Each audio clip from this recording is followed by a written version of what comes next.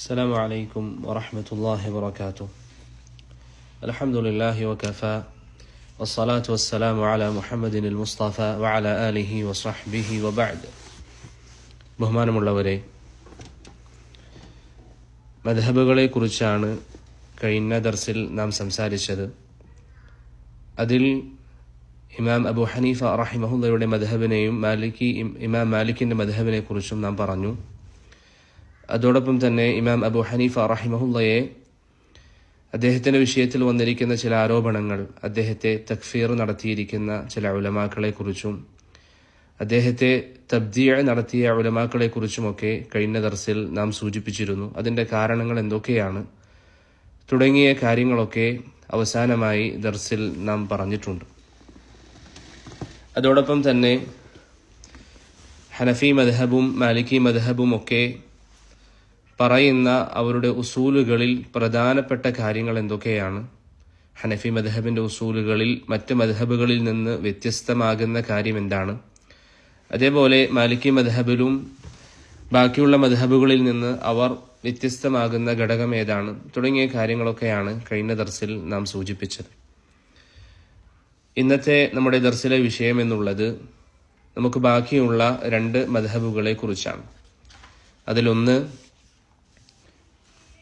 ഷാഫിഈ ഇമാമിൻ്റെ മദ്ഹബാണ്, രണ്ടാമത്തേത് ഇമാം Ahmad bin Hanbal റഹിമഹുല്ലയുടെ മദ്ഹബാണ്. ഈ രണ്ട് മദ്ഹബുകളെ കുറിച്ചാണ് ഇന്ന് ബിഇദ്നില്ലാഹ് നമുക്ക് സംസാരിക്കാനുള്ളത്. അല്ലാഹു സുബ്ഹാനഹു വ തആല നമുക്കേവർക്കും ഉപകാരപ്രദമായ അറിവ് നൽകി അനുഗ്രഹിക്കുമാറാകട്ടെ. കഴിഞ്ഞ ദർസിൽ ഞാൻ സൂചിപ്പിച്ചതുപോലെ ഇത് നാം മനസ്സിലാക്കേണ്ടത് ഒരാവശ്യമാണ്. ഇൽമ പഠിക്കുന്ന വിദ്യാർത്ഥികൾ എന്ന നിലയിൽ നാം ഇതറിഞ്ഞിരിക്കണം. എന്താണ് ഈ മദ്ഹബുകൾ തമ്മിലുള്ള വ്യത്യാസങ്ങൾ? ഒരു വ്യക്തി ഇപ്പോൾ നിങ്ങളോട് ചോദിക്കുകയാണ്, എല്ലാ മദ്ഹബും പറയുന്നത് ഖുർആനും സുന്നത്തുമാണെങ്കിൽ എന്തുകൊണ്ടാണ് ഈ മദ്ഹബുകൾ പരസ്പരം 4 മദ്ഹബായി നിലനിൽക്കുന്നത്, വേറിട്ട് നിൽക്കുന്നത് എന്ന് ചോദിച്ചാൽ അതിൻ്റെ മറുപടി എന്താണ്? കഴിഞ്ഞ ദർസിൽ നാം പറഞ്ഞതുപോലെ ഈ മദ്ഹബുകൾക്കിടയിൽ അവർ സ്വീകരിച്ചിരിക്കുന്ന ഉസൂലുകളിൽ ചില അഭിപ്രായ വ്യത്യാസങ്ങളുണ്ട്. ഓരോരുത്തരും മനസ്സിലാക്കുന്നതനുസരിച്ച് അവരുടെ ഉസൂലുകളിൽ വ്യത്യാസം വന്നതുകൊണ്ടാണ് ഈ മദ്ഹബുകൾ വേറിട്ട് നിൽക്കുന്നത്.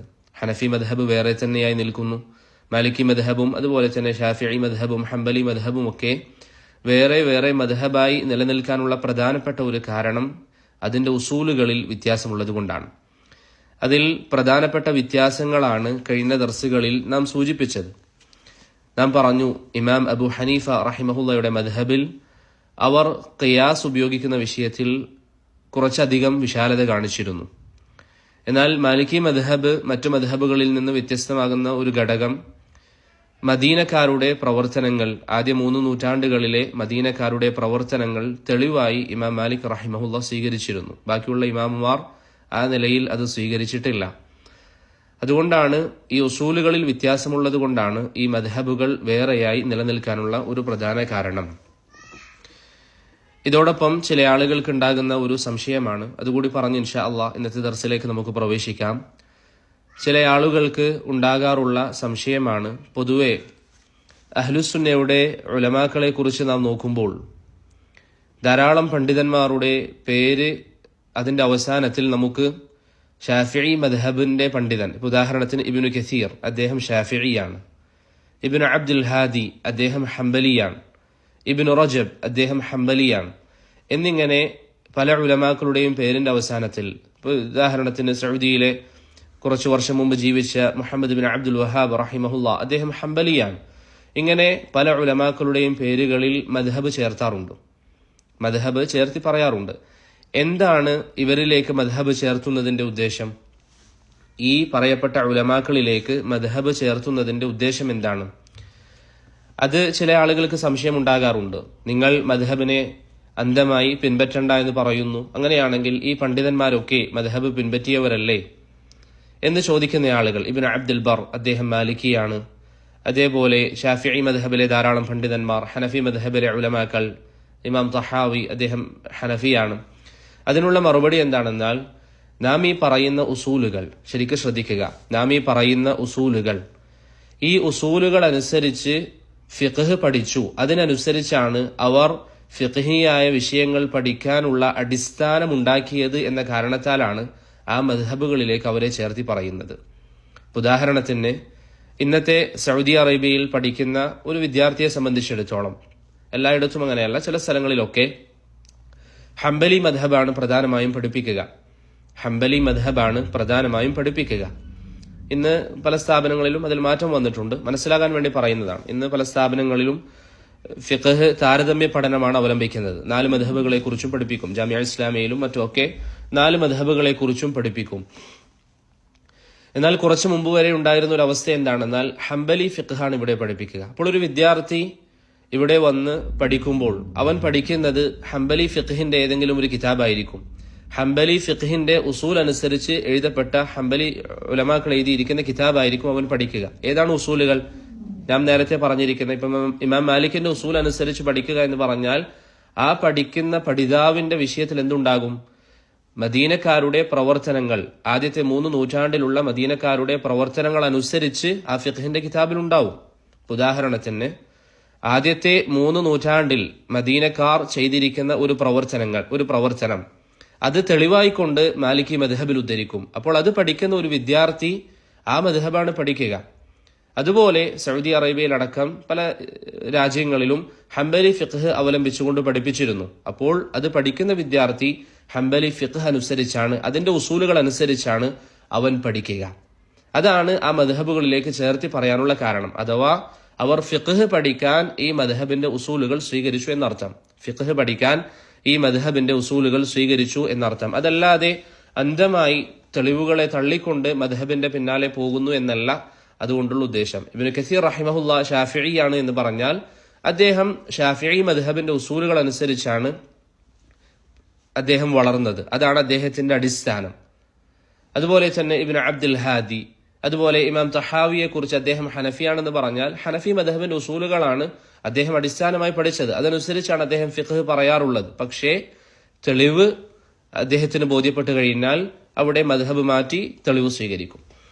ഈ ഒരു വിഷയം നാം മനസ്സിലാക്കണം. അതുകൊണ്ടാണ് പല ഉലമാക്കളെയും നാം ഓരോരോ മദ്ഹബുകളിലേക്ക് ചേർത്തി പറയുന്നത്.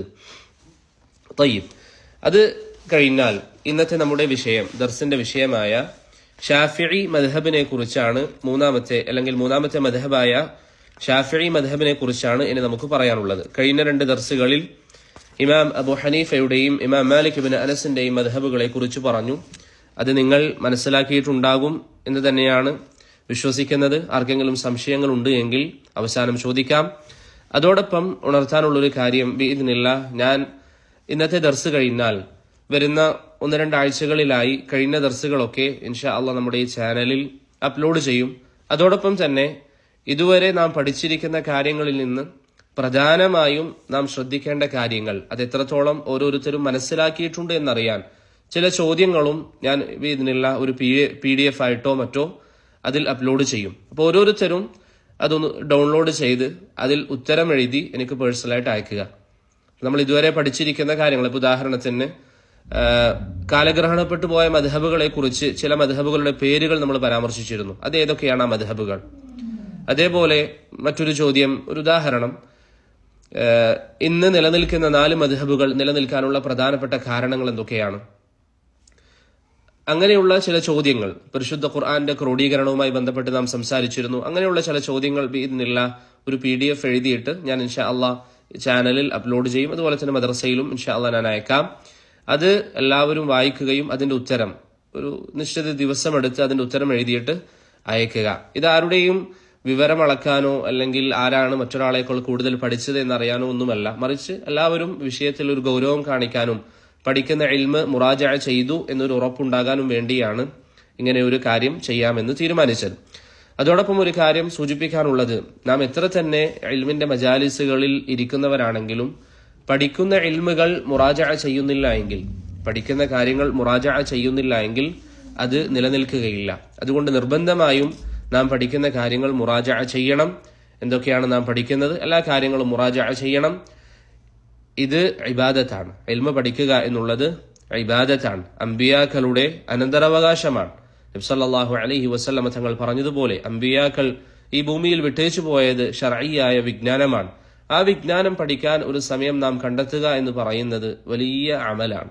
അതുകൊണ്ടാണ് ഒന്നാമത്തെ ദർസിൽ ഞാൻ സൂചിപ്പിച്ചത്, ഓരോരോ ദിവസവും നമ്മുടെ നിയ്യത്തിനെ നാം പുതുക്കേണ്ടി വരും. എല്ലാ ദിവസവും നമ്മുടെ നിയ്യത്തിനെ പുതുക്കണം. ഒരു ദർസ് നടക്കുന്നു, അതിലിതാ നമ്മൾ പങ്കുചേരുന്നു എന്നൊരു നിയ്യത്തിൽ മാത്രം ഇരുന്നാൽ പോരാ. മറിച്ച് ഞാൻ അള്ളാഹുവിന്റെ വജൂഹ് ഉദ്ദേശിച്ചുകൊണ്ട് ഈ അറിവ് പഠിക്കുന്നതാണ്, എനിക്ക് അള്ളാഹുവിന്റെ ദീനിനെ കുറിച്ച് കൂടുതൽ കാര്യങ്ങൾ അറിയണം എന്നൊരു താല്പര്യത്തോടുകൂടി അള്ളാഹുവിന്റെ ദീൻ പഠിക്കാനും പഠിച്ചത് നിലനിർത്താൻ ആവശ്യമായ മാർഗങ്ങൾ സ്വീകരിക്കാനും നാം പരിശ്രമിക്കണം. ഇത് ഇബാദത്താണ്.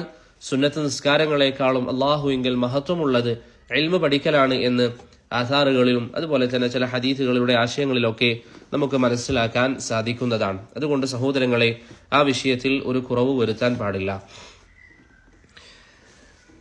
തയ്യിബ്, ഇന്നത്തെ നാം പഠിക്കുന്ന ഒന്നാമത്തെ മദ്ഹബ് ഇമാം ഷാഫിഈ റഹിമഹുള്ളയുടെ മദ്ഹബിനെ കുറിച്ചാണ്. അൽ മദ്ഹബു ഷാഫിഈ.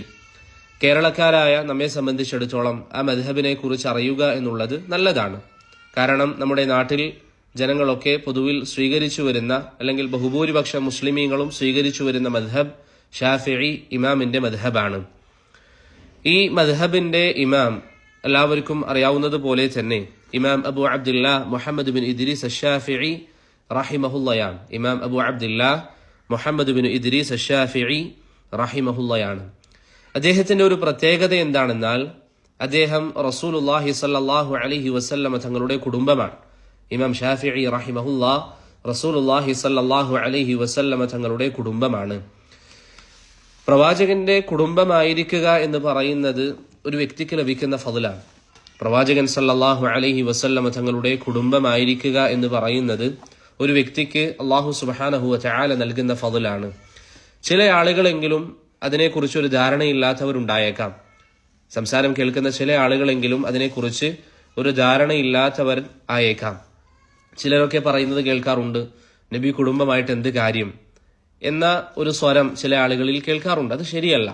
നബി സല്ലല്ലാഹു അലൈഹി വസല്ലമ തങ്ങളെ കുടുംബത്തിനെ ബഹുമാനിക്കുക എന്നുള്ളത് ഈമാനിന്റെ ഭാഗമാണ്. പ്രവാചകന്റെ കുടുംബത്തിനെ ആദരിക്കുകയും ബഹുമാനിക്കുകയും ചെയ്യുക എന്നുള്ളത് ഈമാനിന്റെ ഭാഗമാണ്.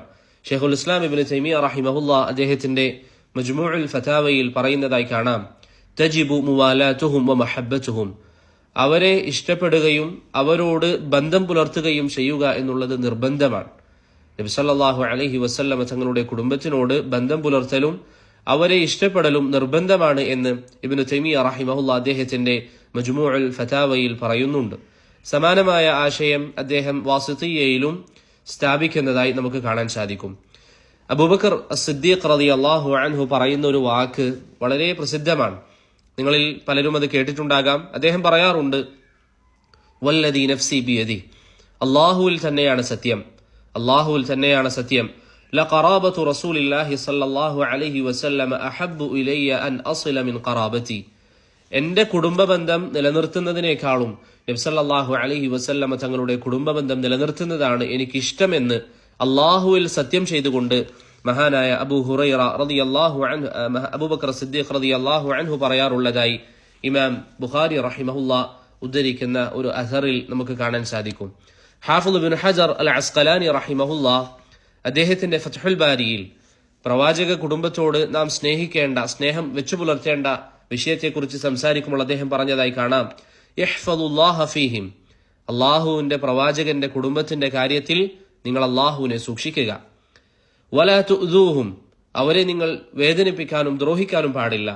വലാ തുസീഉ ഇലൈഹിം, അവരിലേക്ക് നിങ്ങൾ മോശം കാണിക്കരുത്, അവരോട് നിങ്ങൾ മോശമായി പെരുമാറാൻ പാടില്ല എന്ന് ഹാഫിദ് ഇബ്നു ഹജർ റഹിമഹുല്ലാ ഫത്ഹുൽ ബാരിയിൽ പ്രവാചക കുടുംബത്തിനോടുള്ള നമ്മുടെ ബാധ്യതകൾ വിശദീകരിക്കുന്ന ചില ആധാറുകളിൽ സംസാരിക്കുന്നതായി നമുക്ക് കാണാം. അതുകൊണ്ട് പ്രിയപ്പെട്ടവരെ, പ്രവാചക കുടുംബത്തിനോട് ബഹുമാനമുണ്ടാവുക എന്നുള്ളത് ഈമാനിന്റെ ഭാഗമാണ്. അത് സഹാബത്തിന്റെ ചര്യയാണ്. അബൂബക്കർ റളിയല്ലാഹു അൻഹുവിന്റെ വാക്ക് ഇവിടെ നമ്മൾ പറഞ്ഞു. അദ്ദേഹത്തിന്റെ കുടുംബ ബന്ധത്തിനേക്കാളും അദ്ദേഹം വില നൽകിയത് നബി സല്ലല്ലാഹു അലൈഹി വസല്ലം തങ്ങളുടെ കുടുംബത്തിനെയാണ്. ഷെയ്ഖുൽ ഇസ്ലാം ഇബ്നു തൈമിയ്യ റഹിമഹുല്ലാ അദ്ദേഹത്തിന്റെ വളരെ പ്രസിദ്ധമായ ഇഖ്തിലാഉസ് സിറാത്ത് അൽ മുസ്തഖീം എന്ന കിതാബിൽ, ഇഖ്തിലാഉസ് സിറാത്ത് അൽ മുസ്തഖീം എന്ന കിതാബിൽ ഇബ്നു തൈമിയ്യ റഹിമഹുല്ലാ നബി സല്ലല്ലാഹു അലൈഹി വസല്ലം തങ്ങളുടെ കുടുംബത്തിന്റെ പ്രാധാന്യം വിശദീകരിക്കുന്നുണ്ട്. അതിൽ അദ്ദേഹം പറയുന്ന ഒരു കാര്യം, മഹാനായ ഉമർ ഇബ്നുൽ ഖത്താബ് റളിയല്ലാഹു അൻഹുവിന്റെ കാലഘട്ടത്തിൽ നിങ്ങൾക്ക് ഒക്കെ അറിയാം, അദ്ദേഹത്തിന്റെ കാലഘട്ടത്തിലാണ് ദീവാനുൽ അതാ വന്നത്. ദീവാനുൽ അതാ എന്ന് പറഞ്ഞാൽ ധനകാര്യ വകുപ്പ് എന്നൊക്കെ നമ്മൾ ഇന്ന് പറയാറുള്ളൊരു സമ്പ്രദായം. ധനകാര്യ വകുപ്പ് എന്നൊക്കെ നമ്മൾ ഇന്ന് പറയാറുണ്ടല്ലോ. ആളുകൾക്ക് ശമ്പളം നിശ്ചയിക്കുന്നതും ആളുകൾക്ക് ശമ്പളം അവരുടെ ജോലി അനുസരിച്ച് വീതിക്കുന്നതുമൊക്കെയായ ഒരു ഏർപ്പാട്, അത് എഴുതി വെക്കുന്ന, അതുമായി ബന്ധപ്പെട്ട ഒരു ഇടപാട് വന്നിരിക്കുന്നത് ഉമർ ബിൻ അൽ ഖത്താബ് റളിയല്ലാഹു അൻഹുവിന്റെ കാലഘട്ടത്തിലാണ്. അതിൽ ഉമർ റളിയല്ലാഹു അൻഹു ആളുകളുടെ പേരുകൾ എഴുതുമ്പോൾ ആർക്കൊക്കെയാണ് മാസത്തിൽ വേതനം നൽകേണ്ടത് എന്നതിനെക്കുറിച്ച് അദ്ദേഹം എഴുതി വെക്കുമ്പോൾ അദ്ദേഹം മുൻഗണന നൽകിയത് നബി സല്ലല്ലാഹു അലൈഹി വസല്ലം തങ്ങളുടെ കുടുംബത്തിനാണ്. അദ്ദേഹം ആ എഴുത്തിൽ മുൻഗണന നൽകിയത് റസൂലുള്ളാഹി സല്ലല്ലാഹു അലൈഹി വസല്ലം തങ്ങളുടെ കുടുംബത്തിനായിരുന്നു എന്ന് ആസാറുകളിൽ നമുക്ക് കാണാം. ഷെയ്ഖുൽ ഇസ്ലാം അദ്ദേഹത്തിന്റെ ഇഖ്തിലാഉസ് സിറാത്തൽ മുസ്തഖീമിൽ ഈ വിഷയം ഉദ്ധരിക്കുകയും ചെയ്തിട്ടുണ്ട്. അതുകൊണ്ട് നാം പറയുന്ന വാക്കുകൾ എപ്പോഴും ശ്രദ്ധിക്കണം. ഒരു വ്യക്തിയിൽ ശർഇന് എതിരായ പ്രവർത്തനങ്ങൾ കണ്ടാൽ നമുക്ക് എന്ത് പറയാം? അത് ശരിയല്ല എന്ന് പറയാം, അത് തെറ്റാണ് എന്ന് പറയാം. പക്ഷേ അതിനപ്പുറമുള്ള വാക്കുകൾ, നബി സല്ലല്ലാഹു അലൈഹി വസല്ലം തങ്ങളുടെ കുടുംബമായതുകൊണ്ട് ഒരു മെച്ചവുമില്ല, പ്രവാചകന്റെ കുടുംബമായതുകൊണ്ട് എന്ത് നേട്ടമാണ്, തുടങ്ങിയ സംസാരങ്ങൾ എപ്പോഴും നമ്മൾ ശ്രദ്ധിക്കണം. ഒരു വ്യക്തി കാഫിറാണെങ്കിൽ ആ വ്യക്തി പ്രവാചകന്റെ കുടുംബമാണ് എന്നതുകൊണ്ട് പ്രത്യേകിച്ച് ആ വ്യക്തിക്ക് ഒരു കറാമത്തുമില്ല. നബി സല്ലല്ലാഹു അലൈഹി വസല്ലം തങ്ങളുടെ കുടുംബമാണ് അബൂ ലഹബ്. പക്ഷെ ഖുർആനിൽ അവനെ ശപിച്ചുകൊണ്ട് അല്ലാഹു സുബ്ഹാനഹു വതആല ആയത്ത് അവതരിപ്പിച്ചിട്ടുണ്ട്. പക്ഷേ നിരുപാധികം പ്രവാചകന്റെ കുടുംബത്തിന് യാതൊരു ശ്രേഷ്ഠതയുമില്ല, അവരോട് നമുക്കൊരു ബാധ്യതയുമില്ല എന്ന് പറയുന്ന സംസാരം എപ്പോഴും നാം ശ്രദ്ധിക്കണം. നബി സല്ലല്ലാഹു അലൈഹി വസല്ലം തങ്ങളുടെ കുടുംബത്തിന് ശർഅ് ഫളൽ നൽകിയിട്ടുണ്ട്. ആ ഫളൽ നാമും നൽകാൻ ബാധ്യസ്ഥരാണ്. വേറെയും ധാരാളം അഹ്കാമുകൾ അവരുമായി ബന്ധപ്പെട്ടുണ്ട്. ഉദാഹരണത്തിന് യുദ്ധമുതലിൽ നിന്ന് അവർക്കുള്ള വിഹിതം, അങ്ങനെ പല വിഷയങ്ങളും അവരുമായി ബന്ധപ്പെട്ട് ശർഇന്റെ അധ്യാപനങ്ങളിൽ നമുക്ക് കാണാം. സമയത്തിന്റെ പരിമിതി കാരണം വിശദീകരിക്കുന്നില്ല. അപ്പോൾ ആ ഒരു വിഷയം നാം മനസ്സിലാക്കി വെക്കുക. തയ്യിബ്, ഇതൊക്കെ പറയാനുള്ള കാരണം എന്താണ്? ഇമാം ഷാഫിഈ റഹിമഹുല്ലാ, അബൂ അബ്ദില്ല മുഹമ്മദ് ബിൻ ഇദ്രീസ് എന്നാണ് അദ്ദേഹത്തിന്റെ പേര്. അദ്ദേഹം പ്രവാചക കുടുംബത്തിൽപ്പെട്ട വ്യക്തിയാണ്. അദ്ദേഹം പ്രവാചകന്റെ കുടുംബത്തിൽപ്പെട്ട വ്യക്തിയാണ്. അദ്ദേഹം ഹിജറ 150 ജനിക്കുന്നത്. ഹിജറ 150 അദ്ദേഹം ജനിക്കുന്നത്. ഗസയിലാണ് അദ്ദേഹം ജനിച്ചത്. ഫലസ്തീനിലെ ഗസയിലാണ് ഇമാം ഷാഫിഈ റഹിമഹുല്ലാ ജനിച്ചത്. അദ്ദേഹത്തിന് 2 വയസ്സ് പ്രായമുണ്ടായിരിക്കുമ്പോഴാണ് അദ്ദേഹത്തിന്റെ ഉമ്മ അദ്ദേഹത്തെയും കൂട്ടി മക്കയിലേക്ക് പോകുന്നത്. 2 വയസ്സ് പ്രായമുണ്ടാകുമ്പോൾ അദ്ദേഹത്തിന്റെ ഉമ്മ അദ്ദേഹത്തെയും കൂട്ടി മക്കയിലേക്ക് പോവുകയും മക്കയിൽ ചെന്ന് ഇൽമ പഠിക്കാനും അറിവ് കരസ്ഥമാക്കാനും അദ്ദേഹത്തിന്റെ ഉമ്മ സാഹചര്യങ്ങളും സൗകര്യങ്ങളും ഒരുക്കി കൊടുത്തു. അവർ പാവപ്പെട്ട ഒരു കുടുംബമായിരുന്നു. ഇമാം ഷാഫിഈയുടേത് പാവപ്പെട്ട ഒരു കുടുംബമാണ്. അതുകൊണ്ട് തന്നെ ആ കാലഘട്ടത്തിൽ നിലനിന്നിരുന്ന ഒരു സമ്പ്രദായം, അല്ലെങ്കിൽ പല പണ്ഡിതന്മാരും സ്വീകരിച്ചിരുന്ന ഒരു സമ്പ്രദായമാണ്, ദീന് പഠിപ്പിക്കുന്നതിന്റെ പേരിൽ അവർ ശമ്പളം വാങ്ങിക്കാറുണ്ട്, അല്ലെങ്കിൽ അതിന് പകരമായി എന്തെങ്കിലും അവർക്ക് നൽകുന്ന ഒരു സമ്പ്രദായം ഉണ്ടായിരുന്നു. ദീന് പഠിപ്പിക്കുന്നതിന്റെ പേരിൽ ശമ്പളമായി നിശ്ചയിക്കുന്നതിൽ അഭിപ്രായ വ്യത്യാസമുണ്ട്. ഹാഫിദ് അൽ ഇറാഖി അദ്ദേഹത്തിന് അൽഫിയയിൽ സൂചിപ്പിച്ചതുപോലെ മുഹദ്ദിഥീങ്ങളിൽ വളരെ പ്രധാനപ്പെട്ട വലിയ പണ്ഡിതന്മാർ തന്നെ ശമ്പളം വാങ്ങാറുണ്ട്. അബൂ നുഈം അൽ ഫദ്ൽ ഇബ്നു ദുകൈൻ, അദ്ദേഹം ഇമാം ബുഖാരിയുടെ ഉസ്താദാണ്. അദ്ദേഹമൊക്കെ ശമ്പളം വാങ്ങാറുണ്ട്. ചില അദ്ദേഹത്തിന്റെ ചരിത്രം പരാമർശിക്കുന്ന ഗ്രന്ഥങ്ങളിൽ കാണാം, ചില ആളുകൾ അദ്ദേഹത്തിന്റെ അരികിൽ വന്ന് നിങ്ങൾ എന്തിനാണ് ശമ്പളം വാങ്ങിക്കുന്നത്, ദീനല്ലേ പഠിപ്പിക്കുന്നത് എന്ന നിലയിൽ ചോദിക്കുമ്പോൾ അദ്ദേഹം തിരിച്ചു ചോദിക്കാറുണ്ട്, എന്റെ മക്കൾക്ക് അവർക്ക് ഭക്ഷണം വാങ്ങി നൽകാൻ വേറെ ആരാണുള്ളത്? കാരണം ഇവർ എപ്പോഴും ദീനിന്റെ മേഖലയിൽ വ്യാപൃതരാണ്. മറ്റുള്ളവർ അവർക്ക് പ്രത്യേകിച്ച് ശമ്പളമോ മറ്റോ ഒന്നുമില്ല എങ്കിൽ എങ്ങനെയാണ് അവരുടെ കുടുംബത്തിന് അവർക്ക് ചിലവ് കൊടുക്കാൻ സാധിക്കുക എന്ന് അബൂ നുഈം അൽ ഫദ്ൽ ഇബ്നു ദുകൈൻ റഹിമഹുല്ലാ പറയാറുള്ളതായി അദ്ദേഹത്തിന്റെ ചില ചരിത്രങ്ങളിൽ കാണാം. എന്നിരുന്നാലും ആ വിഷയത്തിൽ അഭിപ്രായ ഭിന്നതയുണ്ട്. ഹാഫിദ് അൽ ഇറാഖി അദ്ദേഹത്തിന്റെ അൽഫിയയിൽ അത് വിശദീകരിച്ചതായി നമുക്ക് കാണാം. ഞാൻ പറഞ്ഞു വന്നത്, ഇമാം ഷാഫിഈ റഹിമഹുല്ലാ പാവപ്പെട്ട ഒരു കുടുംബത്തിൽ ജനിച്ച വ്യക്തിയായിരുന്നു. അതുകൊണ്ട് തന്നെ അദ്ദേഹത്തിന്റെ ഉമ്മ അദ്ദേഹത്തെയും കൂട്ടി മക്കയിലേക്ക് ചെന്നപ്പോൾ ഉസ്താദിന് ശമ്പളമായി നൽകാൻ, അല്ലെങ്കിൽ ഉസ്താദിന് അതിന് പകരമായി നൽകാൻ ഒന്നും ഉണ്ടായിരുന്നില്ല. അന്നത്തെ സമ്പ്രദായം അനുസരിച്ച് എല്ലാവരും നൽകുമായിരുന്നു. പക്ഷേ ഉസ്താദ് എന്ത് പറഞ്ഞു? ഇമാം ഷാഫിഈ റഹിമഹുല്ലയുടെ കഴിവും അദ്ദേഹത്തിന്റെ ഇൽമിനോടുള്ള താല്പര്യവും കണ്ടപ്പോൾ ഉസ്താദ് പറഞ്ഞു, എനിക്ക് ശേഷം ഇവിടെ ചെറിയ കുട്ടികളെ, സാധാരണ ഒരു ഇൽമിന്റെ മജ്ലിസ് ആകുമ്പോൾ വ്യത്യസ്ത തരത്തിലുള്ള കുട്ടികൾ ഉണ്ടാകും. വളരെ ചെറിയ ആളുകൾ ഉണ്ടാകും, അതുപോലെ തന്നെ വലിയ ആളുകൾ ഉണ്ടാകും. അപ്പോൾ ചെറിയ കുട്ടികൾക്ക് ഖുർആൻ പഠിപ്പിക്കാനും അങ്ങനെയുള്ള കാര്യങ്ങൾക്ക് ഇമാം ഷാഫിഈ തന്നെ സഹായിച്ചാൽ മതി എന്ന് അദ്ദേഹത്തിന്റെ ഉസ്താദ് അദ്ദേഹത്തോട് പറഞ്ഞു. അങ്ങനെയാണ് ഇമാം ഷാഫിഈ റഹിമഹുല്ലാ മക്കയിൽ കഴിച്ചുകൂട്ടിയത്. ഇമാം ഷാഫിഈ റഹിമഹുല്ലാ മക്കയിലേക്ക് വരികയും ഞാൻ നേരത്തെ പറഞ്ഞതുപോലെ ഏകദേശം 2 വയസ്സുള്ളപ്പോഴാണ് അദ്ദേഹം മക്കയിലേക്ക് വന്നത്. അതിനുശേഷം അദ്ദേഹം ആദ്യം കുറച്ചു പഠിച്ചു. 7 വയസ്സാകുമ്പോഴേക്ക് ഖുർആൻ മനഃപ്പാടമാക്കി. പിന്നീടാണ് നാം ഈ പറഞ്ഞിരിക്കുന്ന വിഷയങ്ങളിൽ അദ്ദേഹത്തിന്റെ ഉസ്താദ് അദ്ദേഹത്തെ ഉപയോഗപ്പെടുത്തിയത്. അതോടൊപ്പം അദ്ദേഹം പഠിക്കുന്ന കാലഘട്ടത്തിൽ ഞാൻ നേരത്തെ പറഞ്ഞതുപോലെ 7 വയസ്സിൽ, ചില ചരിത്രം പറയുന്നതനുസരിച്ച് 9ാമത്തെ വയസ്സിൽ അദ്ദേഹം ഖുർആൻ പഠിച്ചു. ഞാൻ സാന്ദർഭികമായ ഒരു കാര്യം ഉണർത്തട്ടെ. ഇതിലൊക്കെ നമുക്ക് പാഠങ്ങളുണ്ട് പ്രിയപ്പെട്ടവരെ. നമ്മുടെ മക്കളെ, നമ്മുടെ സന്താനങ്ങളെ ചെറിയ പ്രായത്തിൽ ഖുർആൻ പഠിപ്പിക്കാൻ നമ്മൾ പ്രോത്സാഹിപ്പിക്കുക, അതിനുള്ള സാഹചര്യങ്ങൾ നമ്മൾ ഒരുക്കുക. ഭൗതിക വിദ്യാഭ്യാസം നേടുന്നു എന്നുള്ളത് ഒരിക്കലും ശർഅ് പഠിക്കാതിരിക്കാൻ നമുക്കൊരു കാരണമല്ല. നമുക്ക് രണ്ടും കൂടി ഒരുമിച്ച് കൊണ്ടുപോകാൻ ഇന്ന് സാധിക്കും. രണ്ടും ഒരുമിച്ച് കൊണ്ടുപോകാൻ നമുക്ക് ഇന്ന് സാധിക്കും. ഭൗതിക വിദ്യാഭ്യാസവും നൽകാം, പരിശുദ്ധ ഖുർആനും പഠിക്കാം. പ്രത്യേകിച്ച് അൽഹംദുലില്ലാഹ് ഈ അവസാന വർഷങ്ങളിൽ നമ്മുടെ നാട്ടിലെ സലഫി സഹോദരങ്ങൾക്കിടയിൽ നിങ്ങൾ നോക്കിയാൽ, പ്രത്യേകിച്ച് പെൺകുട്ടികളിൽ ധാരാളം ആളുകൾ അവരുടെ വീട്ടിലിരുന്ന് പരിശുദ്ധ ഖുർആൻ മനഃപ്പാടമാക്കിയവരുണ്ട്.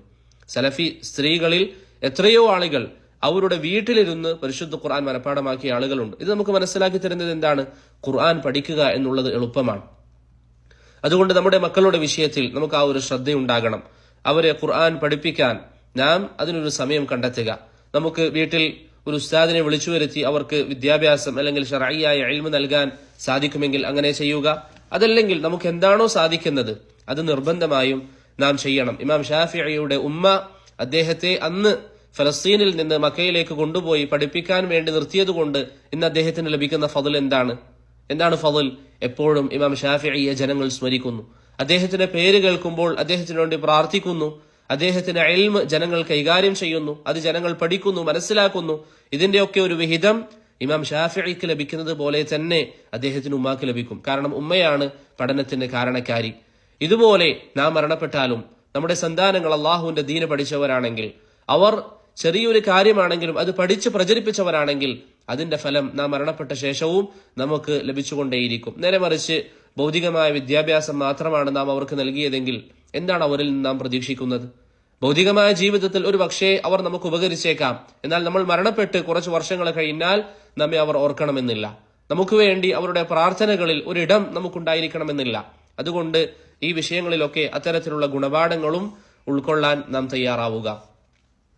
ഇമാം ഷാഫിഈ റഹിമഹുല്ലാ മക്കയിൽ 7 വയസ്സ് അല്ലെങ്കിൽ 9 വയസ്സായിരിക്കെ പരിശുദ്ധ ഖുർആൻ മനഃപ്പാടമാക്കുകയും പിന്നീട് ബാക്കിയുള്ള ശർഈയ വിദ്യാഭ്യാസങ്ങൾ പഠിക്കുന്നതിൽ സമയം ചെലവഴിക്കുകയും ചെയ്തു.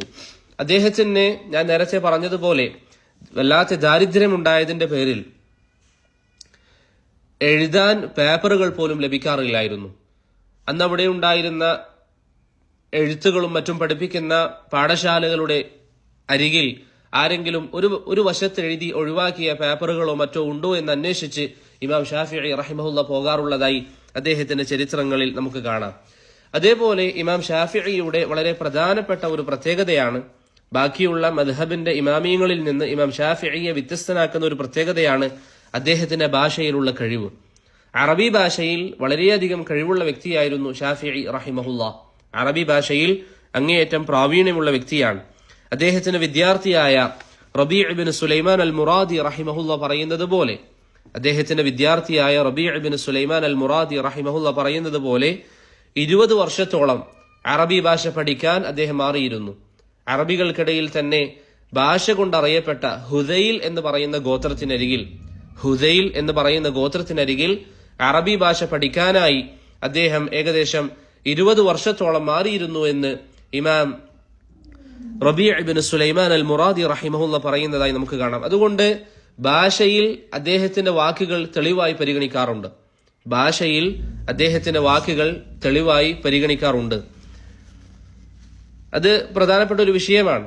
നമുക്ക് വിശദീകരിക്കാൻ സമയമില്ല. നിങ്ങൾക്ക് പല ആളുകൾക്കും അറിയുന്നുണ്ടാകാം ഒരു വാക്കിന്റെ അർത്ഥം എന്താണ് എന്നതിന്റെ ഉദ്ദേശത്തിൽ പണ്ഡിതന്മാർക്കിടയിൽ അഭിപ്രായ വ്യത്യാസം വന്നാൽ, അറബി ഭാഷയിലുള്ള ഒരു വാക്കിൽ ഇതിന്റെ ഉദ്ദേശം എന്താണ് എന്ന് പണ്ഡിതന്മാർക്കിടയിൽ അഭിപ്രായ വ്യത്യാസം വന്നാൽ അവർ അവലംബിക്കാറുള്ള പ്രമാണങ്ങളുണ്ട്. ജാഹിലിയ കാലഘട്ടത്തിലെ കവിതകൾ, അങ്ങനെ അവർ പരിഗണിക്കുന്ന ഒരു കാര്യമാണ് ഇമാം ഷാഫിഈ റഹിമഹുല്ലയുടെ സംസാരങ്ങൾ. അസ്ഹരി റഹിമഹുല്ല പറയുന്നതായി കാണാം, ഖൗലുൽ ഇമാം ഷാഫിഈ ഹുജ്ജത്തുൻ ഫിൽ ലുഗ.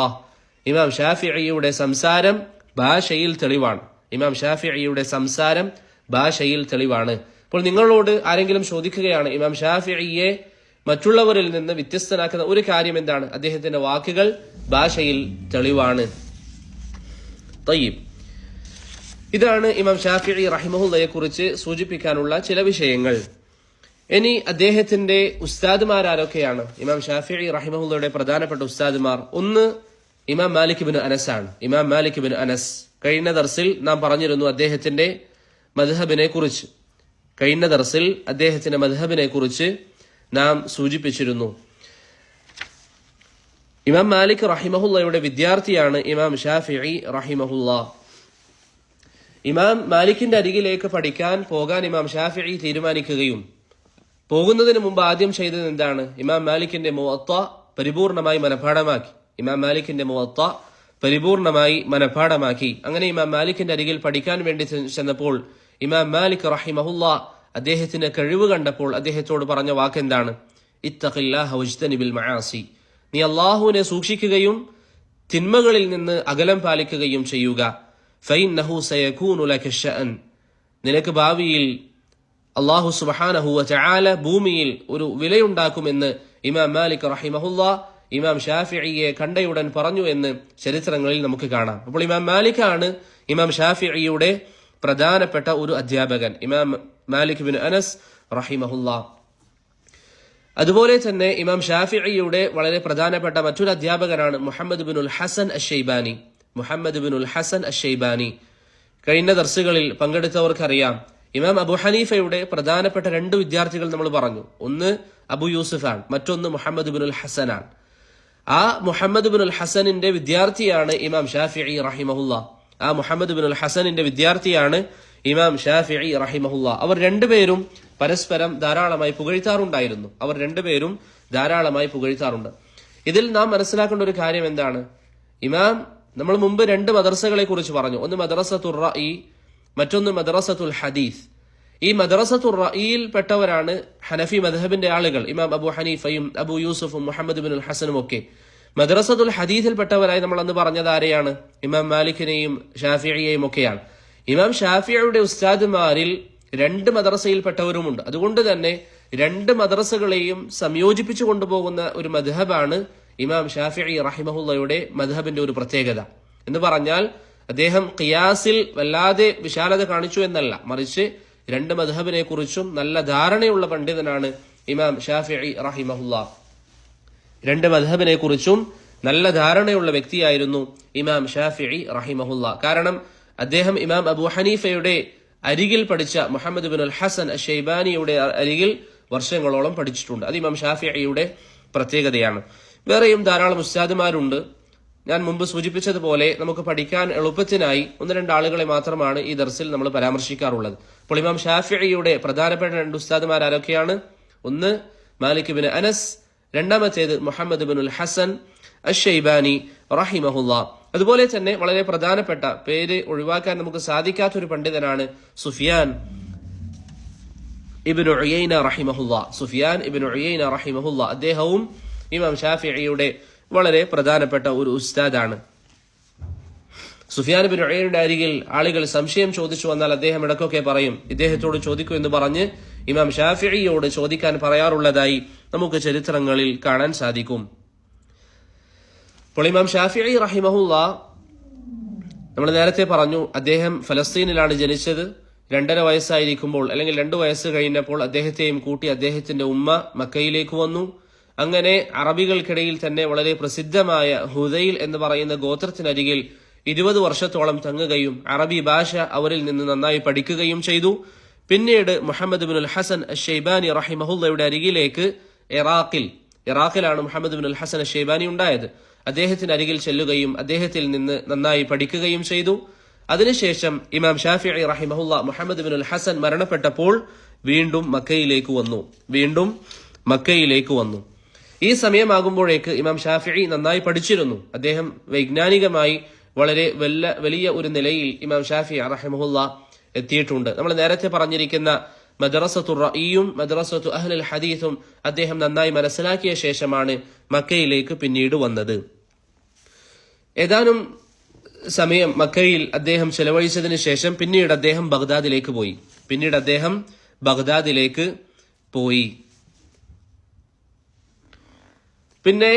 അദ്ദേഹം ബഗ്ദാദിലാണ് കുറച്ചു വർഷങ്ങൾ ജീവിച്ചത്. ചരിത്രം പറയുന്നതനുസരിച്ച് ഹിജറ 195 ഇമാം ഷാഫിഈ റഹിമഹുല്ലാ ബഗ്ദാദിൽ പ്രവേശിക്കുന്നത്. ഹിജറ 195 ഇമാം ഷാഫിഈ റഹിമഹുല്ലാ ബഗ്ദാദിൽ പ്രവേശിക്കുന്നത്. അഥവാ അദ്ദേഹത്തിന് 45 വയസ്സുണ്ടാകുമ്പോൾ.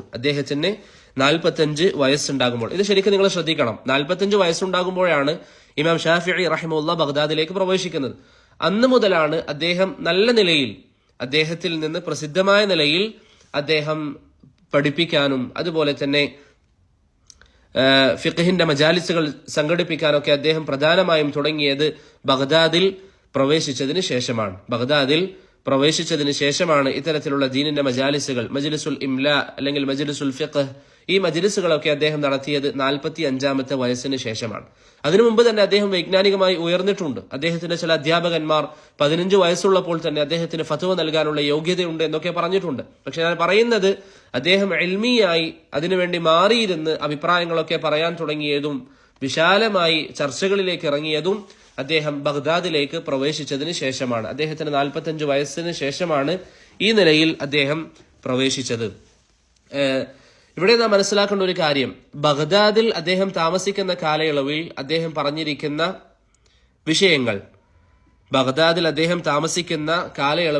പറഞ്ഞിരിക്കുന്ന വിഷയങ്ങളും അദ്ദേഹത്തിന്റെ അഭിപ്രായങ്ങളുമാണ് പൊതുവെ എന്തായി അറിയപ്പെടുന്നത്? അദ്ദേഹത്തിന്റെ പഴയ അഭിപ്രായങ്ങൾ എന്ന പേരിൽ അറിയപ്പെടുന്നത്. നിങ്ങൾ എല്ലാവരും കേട്ടിട്ടുണ്ടാകും, ഇമാം ഷാഫിഈക്ക് പല മസ്അലകളിലും അൽ ഖൗലുൽ ഖദീം ഉണ്ട്, അൽ ഖൗലുൽ ജദീദ് ഉണ്ട്. അൽ ഖൗലുൽ ഖദീം എന്ന് പറഞ്ഞാൽ പഴയ അഭിപ്രായം, അൽ ഖൗലുൽ ജദീദ് എന്ന് പറഞ്ഞാൽ പുതിയ അഭിപ്രായം. ഇത് ഇമാം ഷാഫിഈ റഹിമഹുല്ലയിൽ പൊതുവെ പറയപ്പെടാറുള്ള കാര്യമാണ്. അദ്ദേഹത്തിന് 2 മദ്ഹബ് ഉണ്ട്, പഴയതും പുതിയതും എന്ന് പറയപ്പെടാറുണ്ട്. എന്താണ് ഈ പഴയത് കൊണ്ട് ഉദ്ദേശിക്കുന്നത്? ബഗ്ദാദിൽ 45-ാമത്തെ വയസ്സിൽ അദ്ദേഹം പ്രവേശിച്ചപ്പോൾ അവിടെ അദ്ദേഹം നടത്തിയിരിക്കുന്ന അദ്ദേഹത്തിന്റെ ദർസുകളും അദ്ദേഹം പഠിപ്പിച്ച കാര്യങ്ങളും അതാണ് പൊതുവെ പഴയ അഭിപ്രായം എന്ന നിലയിൽ പരിചയപ്പെടുത്താറുള്ളത്. അങ്ങനെ 45-ാമത്തെ വയസ്സിൽ ഹിജറ 195 അവിടേക്ക് അദ്ദേഹം പ്രവേശിക്കുകയും പിന്നീട് ഹിജറ 199 ഏകദേശം 4 വർഷം കഴിഞ്ഞപ്പോൾ അദ്ദേഹം അവിടെ നിന്ന് ഈജിപ്തിലേക്ക് വന്നു. ഈജിപ്തിൽ വെച്ച് അദ്ദേഹം കുറച്ചു വർഷം അവിടെ ജീവിച്ചു. അദ്ദേഹം മരണപ്പെടുന്നത് ഹിജറ 204 അദ്ദേഹം മരണപ്പെടുന്നത്. ഏകദേശം 5 വർഷത്തോളം അല്ലെങ്കിൽ 4 വർഷത്തോളം ഇമാം ഷാഫിഈ റഹിമഹുല്ലാ ഈജിപ്തിൽ ചെലവഴിച്ചു. ഈജിപ്തിൽ വെച്ച് അദ്ദേഹം പഠിപ്പിച്ച അദ്ദേഹത്തിന്റെ മജാലിസുകൾ, അതുപോലെ തന്നെ ഫിഖ്ഹിയായ ചർച്ചകൾ, അതിനാണ് എന്ത് പറയുന്നത്? അൽ മദ്ഹബുൽ ജദീദ് എന്ന് പറയുന്നത്, ഇമാം ഷാഫിഈയുടെ പുതിയ അഭിപ്രായങ്ങൾ എന്ന് പറയുന്നത്. അപ്പോൾ പുതിയ അഭിപ്രായവും പഴയ അഭിപ്രായവും തമ്മിൽ വേർതിരിക്കുന്ന ഒരു മാനദണ്ഡം എന്താണ്? ആദ്യം അദ്ദേഹം സ്വീകരിച്ച ബഗ്ദാദിലായിരിക്കെ ആളുകൾക്ക് പഠിപ്പിച്ചു കൊടുത്ത കാഴ്ചപ്പാടുകൾക്കും വീക്ഷണങ്ങൾക്കുമാണ് പഴയ മദ്ഹബ് എന്ന് പറയുന്നത്.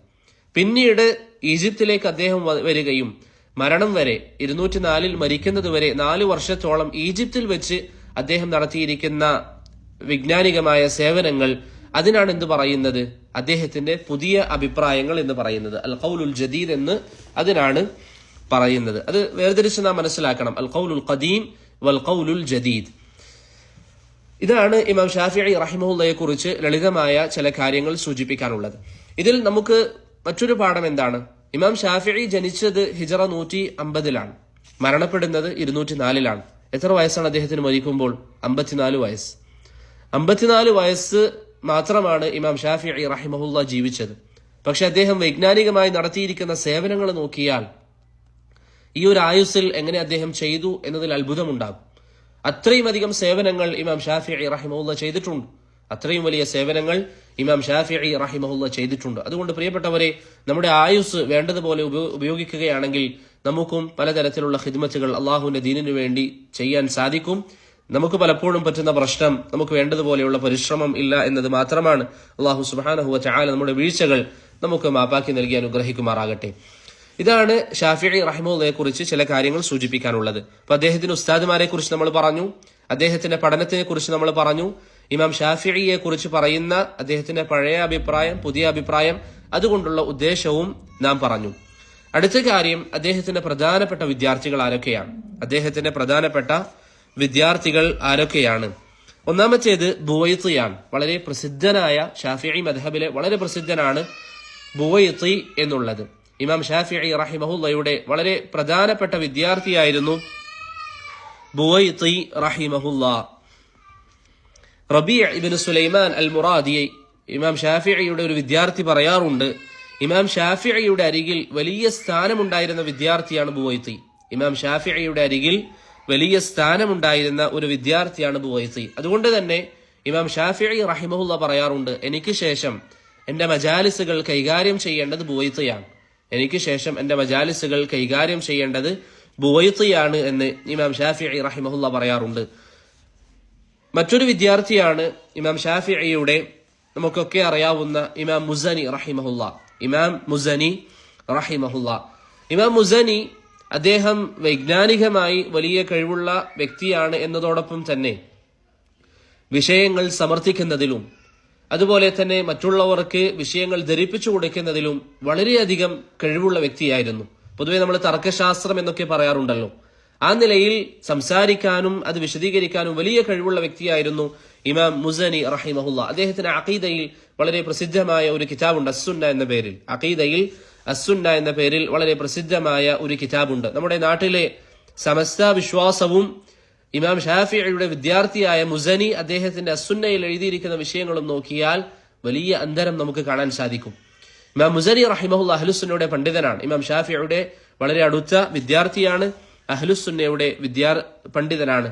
ഇമാം ഷാഫിഈ പറയാറുണ്ട്, അൽ മുസനി നാസിറു മദ്ഹബി, എന്റെ മദ്ഹബിന്റെ സഹായിയാണ് മുസനി. ഇമാം മുസനിയുടെ കഴിവിനെ പുകഴ്ത്തിക്കൊണ്ട് എന്ന് പറഞ്ഞാൽ ആളുകളോട് സംസാരിക്കാനും തന്റെ ഭാഗം സ്ഥാപിക്കാനുള്ള കഴിവിനെ കുറിച്ച് ഇമാം ഷാഫിഈ പറയാറുണ്ട്, അൽ മുസനി ലൗ നാളറഹു ശൈത്താനു ലഗലബഹ്, മുസനിയോട് തർക്കത്തിന് വരുന്നത് പിശാചാണെങ്കിൽ പോലും പിശാചിനെ അതിജയിക്കാനുള്ള കഴിവ് മുസനിക്കുണ്ട് എന്ന് ഇമാം ഷാഫിഈ റഹിമഹുല്ല മുസനിയെ കുറിച്ച് പറയാറുണ്ട്. പിശാചിനോടാണ് തർക്കിക്കുന്നതെങ്കിൽ പോലും പിശാചിനെ അതിജയിക്കാനുള്ള കഴിവ് ഇമാം മുസനി റഹിമഹുല്ലക്കുണ്ട് എന്ന് ഇമാം ഷാഫിഈ റഹിമഹുല്ല പറയാറുണ്ട്. നിങ്ങൾ ചിന്തിച്ചു നോക്കിയേ, ഇമാം ഷാഫിഈ റഹിമഹുല്ലയുടെ മദ്ഹബിൽ അത്രയും പ്രഗത്ഭരായ അഹ്ലുസുന്നയുടെ പണ്ഡിതന്മാരുണ്ടായിട്ടുണ്ട്, ഇമാം മുസനി റഹിമഹുല്ലയെ പോലെയുള്ളവർ. അതുപോലെ തന്നെ ഇമാം ഷാഫിഈയുടെ വളരെ പ്രധാനപ്പെട്ട വിദ്യാർത്ഥിയാണ് നേരത്തെ നാം പേര് പരാമർശിച്ച റബീഅ് ഇബ്നു സുലൈമാൻ അൽ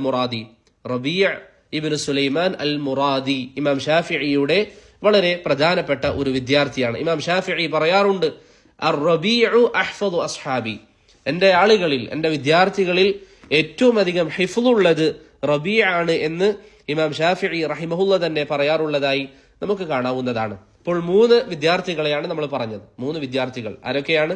ഒന്ന് ബുവൈത്തി, മറ്റൊന്ന് മുസനി, മൂന്നാമത്തേത് റബീഅ് ഇബ്നു സുലൈമാൻ അൽ മുറാദി റഹിമഹുമുല്ലാ. ഇവരിലൂടെയാണ് ഇമാം ഷാഫിഈയുടെ മദ്ഹബ് വളരെ പ്രസിദ്ധമായത്. അടുത്തതായി വളരെ പ്രധാനപ്പെട്ട നമ്മുടെ വിഷയം, ഇമാം ഷാഫിഈയുടെ മദ്ഹബിന്റെ ഉസൂലുകൾ എന്തൊക്കെയാണ്? ഇമാം ഷാഫിഈയുടെ മദ്ഹബിന്റെ ഉസൂലുകൾ നമ്മൾ പറഞ്ഞല്ലോ, മദ്ഹബുകൾ തമ്മിൽ വ്യത്യസ്തമാകുന്നത് അവർ പരിഗണിക്കുന്ന ഉസൂലുകളുടെ അടിസ്ഥാനത്തിലാണ്. അതിൽ ഹനഫി മദ്ഹബ് നമ്മൾ പറഞ്ഞു, മാലിക്കി മദ്ഹബ് പറഞ്ഞു. ഷാഫിഈ മദ്ഹബിന്റെ ഉസൂലുകൾ എന്തൊക്കെയാണ്? ഒന്ന് ഖുർആനും സുന്നത്തും തന്നെയാണ്. നമ്മൾ പൊതുവെ എല്ലാ മദ്ഹബുകളിലും പറഞ്ഞതുപോലെ ഖുർആനും സുന്നത്തും ഷാഫിഈ മദ്ഹബിന്റെ ഉസൂലുകളാണ്. മൂന്നാമത്തേത് ഇജ്മാ ആണ്. ഈ 3 വിഷയങ്ങളും വ്യക്തമാണ്. നാലാമത്തേത് നബി സല്ലല്ലാഹു അലൈഹി വസല്ലമ തങ്ങളുടെ സഹാബത്തിന്റെ വാക്കുകൾ, പ്രവാചകന്റെ സഹാബത്തിന്റെ വാക്കുകൾ. അത് ഇമാം ഷാഫിഈ റഹിമഹുല്ല തെളിവായി സ്വീകരിച്ചിരുന്നു. ചില ആളുകൾ പറയാറുണ്ട് ഇമാം ഷാഫിഈ പഴയ അഭിപ്രായത്തിൽ. ഇനി പഴയ അഭിപ്രായം എന്ന് പറയുമ്പോൾ നമ്മുടെ മനസ്സിൽ പോകേണ്ടത് എന്താ? ബഗ്ദാദിലായിരിക്കും അദ്ദേഹം പറഞ്ഞിരിക്കുന്ന അഭിപ്രായം. ചില ആളുകൾ പറയും പഴയ അഭിപ്രായം അനുസരിച്ച് അദ്ദേഹം അത് തെളിവാണ് എന്ന് പറഞ്ഞിട്ടുണ്ട്. പക്ഷേ അദ്ദേഹത്തിന്റെ പുതിയ അഭിപ്രായം അഥവാ ഈജിപ്തിൽ അദ്ദേഹം പറഞ്ഞിരിക്കുന്ന അഭിപ്രായം അനുസരിച്ച് അത് തെളിവല്ല എന്ന് ചിലർ പറയാറുണ്ട്. ചില ഉസൂലുൽ ഫിഖഹിന്റെ കിതാബുകളിൽ നിങ്ങൾക്ക് കാണാം, സഹാബത്തിന്റെ വാക്കുകൾ തെളിവാണോ? ഇമാം ഷാഫിഈ പുതിയ അഭിപ്രായം അനുസരിച്ച് അത് തെളിവല്ല എന്ന് പറഞ്ഞിട്ടുണ്ട്. അത് ശരിയല്ല. മറിച്ച് തഹ്ഖീഖായി നാം നോക്കുകയാണെങ്കിൽ ഇമാം ഷാഫിഈയുടെ 2 അഭിപ്രായത്തിലും സഹാബത്തിന്റെ വാക്കുകൾ തെളിവാണ്. ഇമാം ഷാഫിഈയുടെ രണ്ടഭിപ്രായം അനുസരിച്ചും, പഴയതാണെങ്കിലും പുതിയതാണെങ്കിലും ഷാഫിഈ മദ്ഹബ്, ഇമാം ഷാഫിഈയുടെ വീക്ഷണം അനുസരിച്ച് സ്വഹാബത്തിന്റെ വാക്കുകൾ തെളിവ് തന്നെയാണ്. അപ്പോൾ പല പണ്ഡിതന്മാരും ഹംബലി മദ്ഹബും ഷാഫിഈ മദ്ഹബും അത് തമ്മിലുള്ള വ്യത്യാസങ്ങൾ പറയുമ്പോൾ പറയുന്ന ഒരു കാര്യം ഇതാണ്: ഹംബലി മദ്ഹബിൽ സ്വഹാബത്തിന്റെ വാക്കുകൾ പ്രമാണമാണ്, എന്നാൽ ഷാഫിഈ മദ്ഹബിൽ പ്രമാണമല്ല.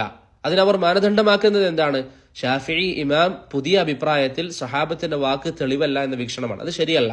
ഇമാം ഷാഫിഈയുടെ പുതിയ അഭിപ്രായം സ്വഹാബത്തിന്റെ വാക്കുകൾ തെളിവാണ് എന്നുള്ളതാണ്. അതുകൊണ്ട് തന്നെ ചില ഉലമാക്കൾ പറയുന്നതായി കാണാം, ഹംബലി മദ്ഹബും ഷാഫിഈ മദ്ഹബും പ്രത്യേകിച്ച് ഉസൂലുകളിൽ വലിയ വ്യത്യാസങ്ങളില്ല.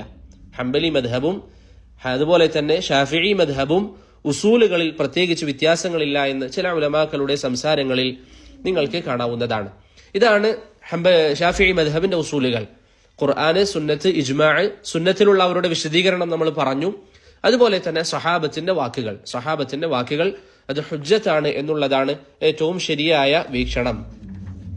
ഇൻഷാ അള്ളാഹ് നമുക്ക് മറ്റൊരിക്കൽ സമയം ലഭിക്കുകയാണെങ്കിൽ സ്വഹാബത്തിന്റെ വാക്കുകളെ കുറിച്ച് മാത്രം പറയാം. അതെപ്പോഴാണ് തെളിവാവുക?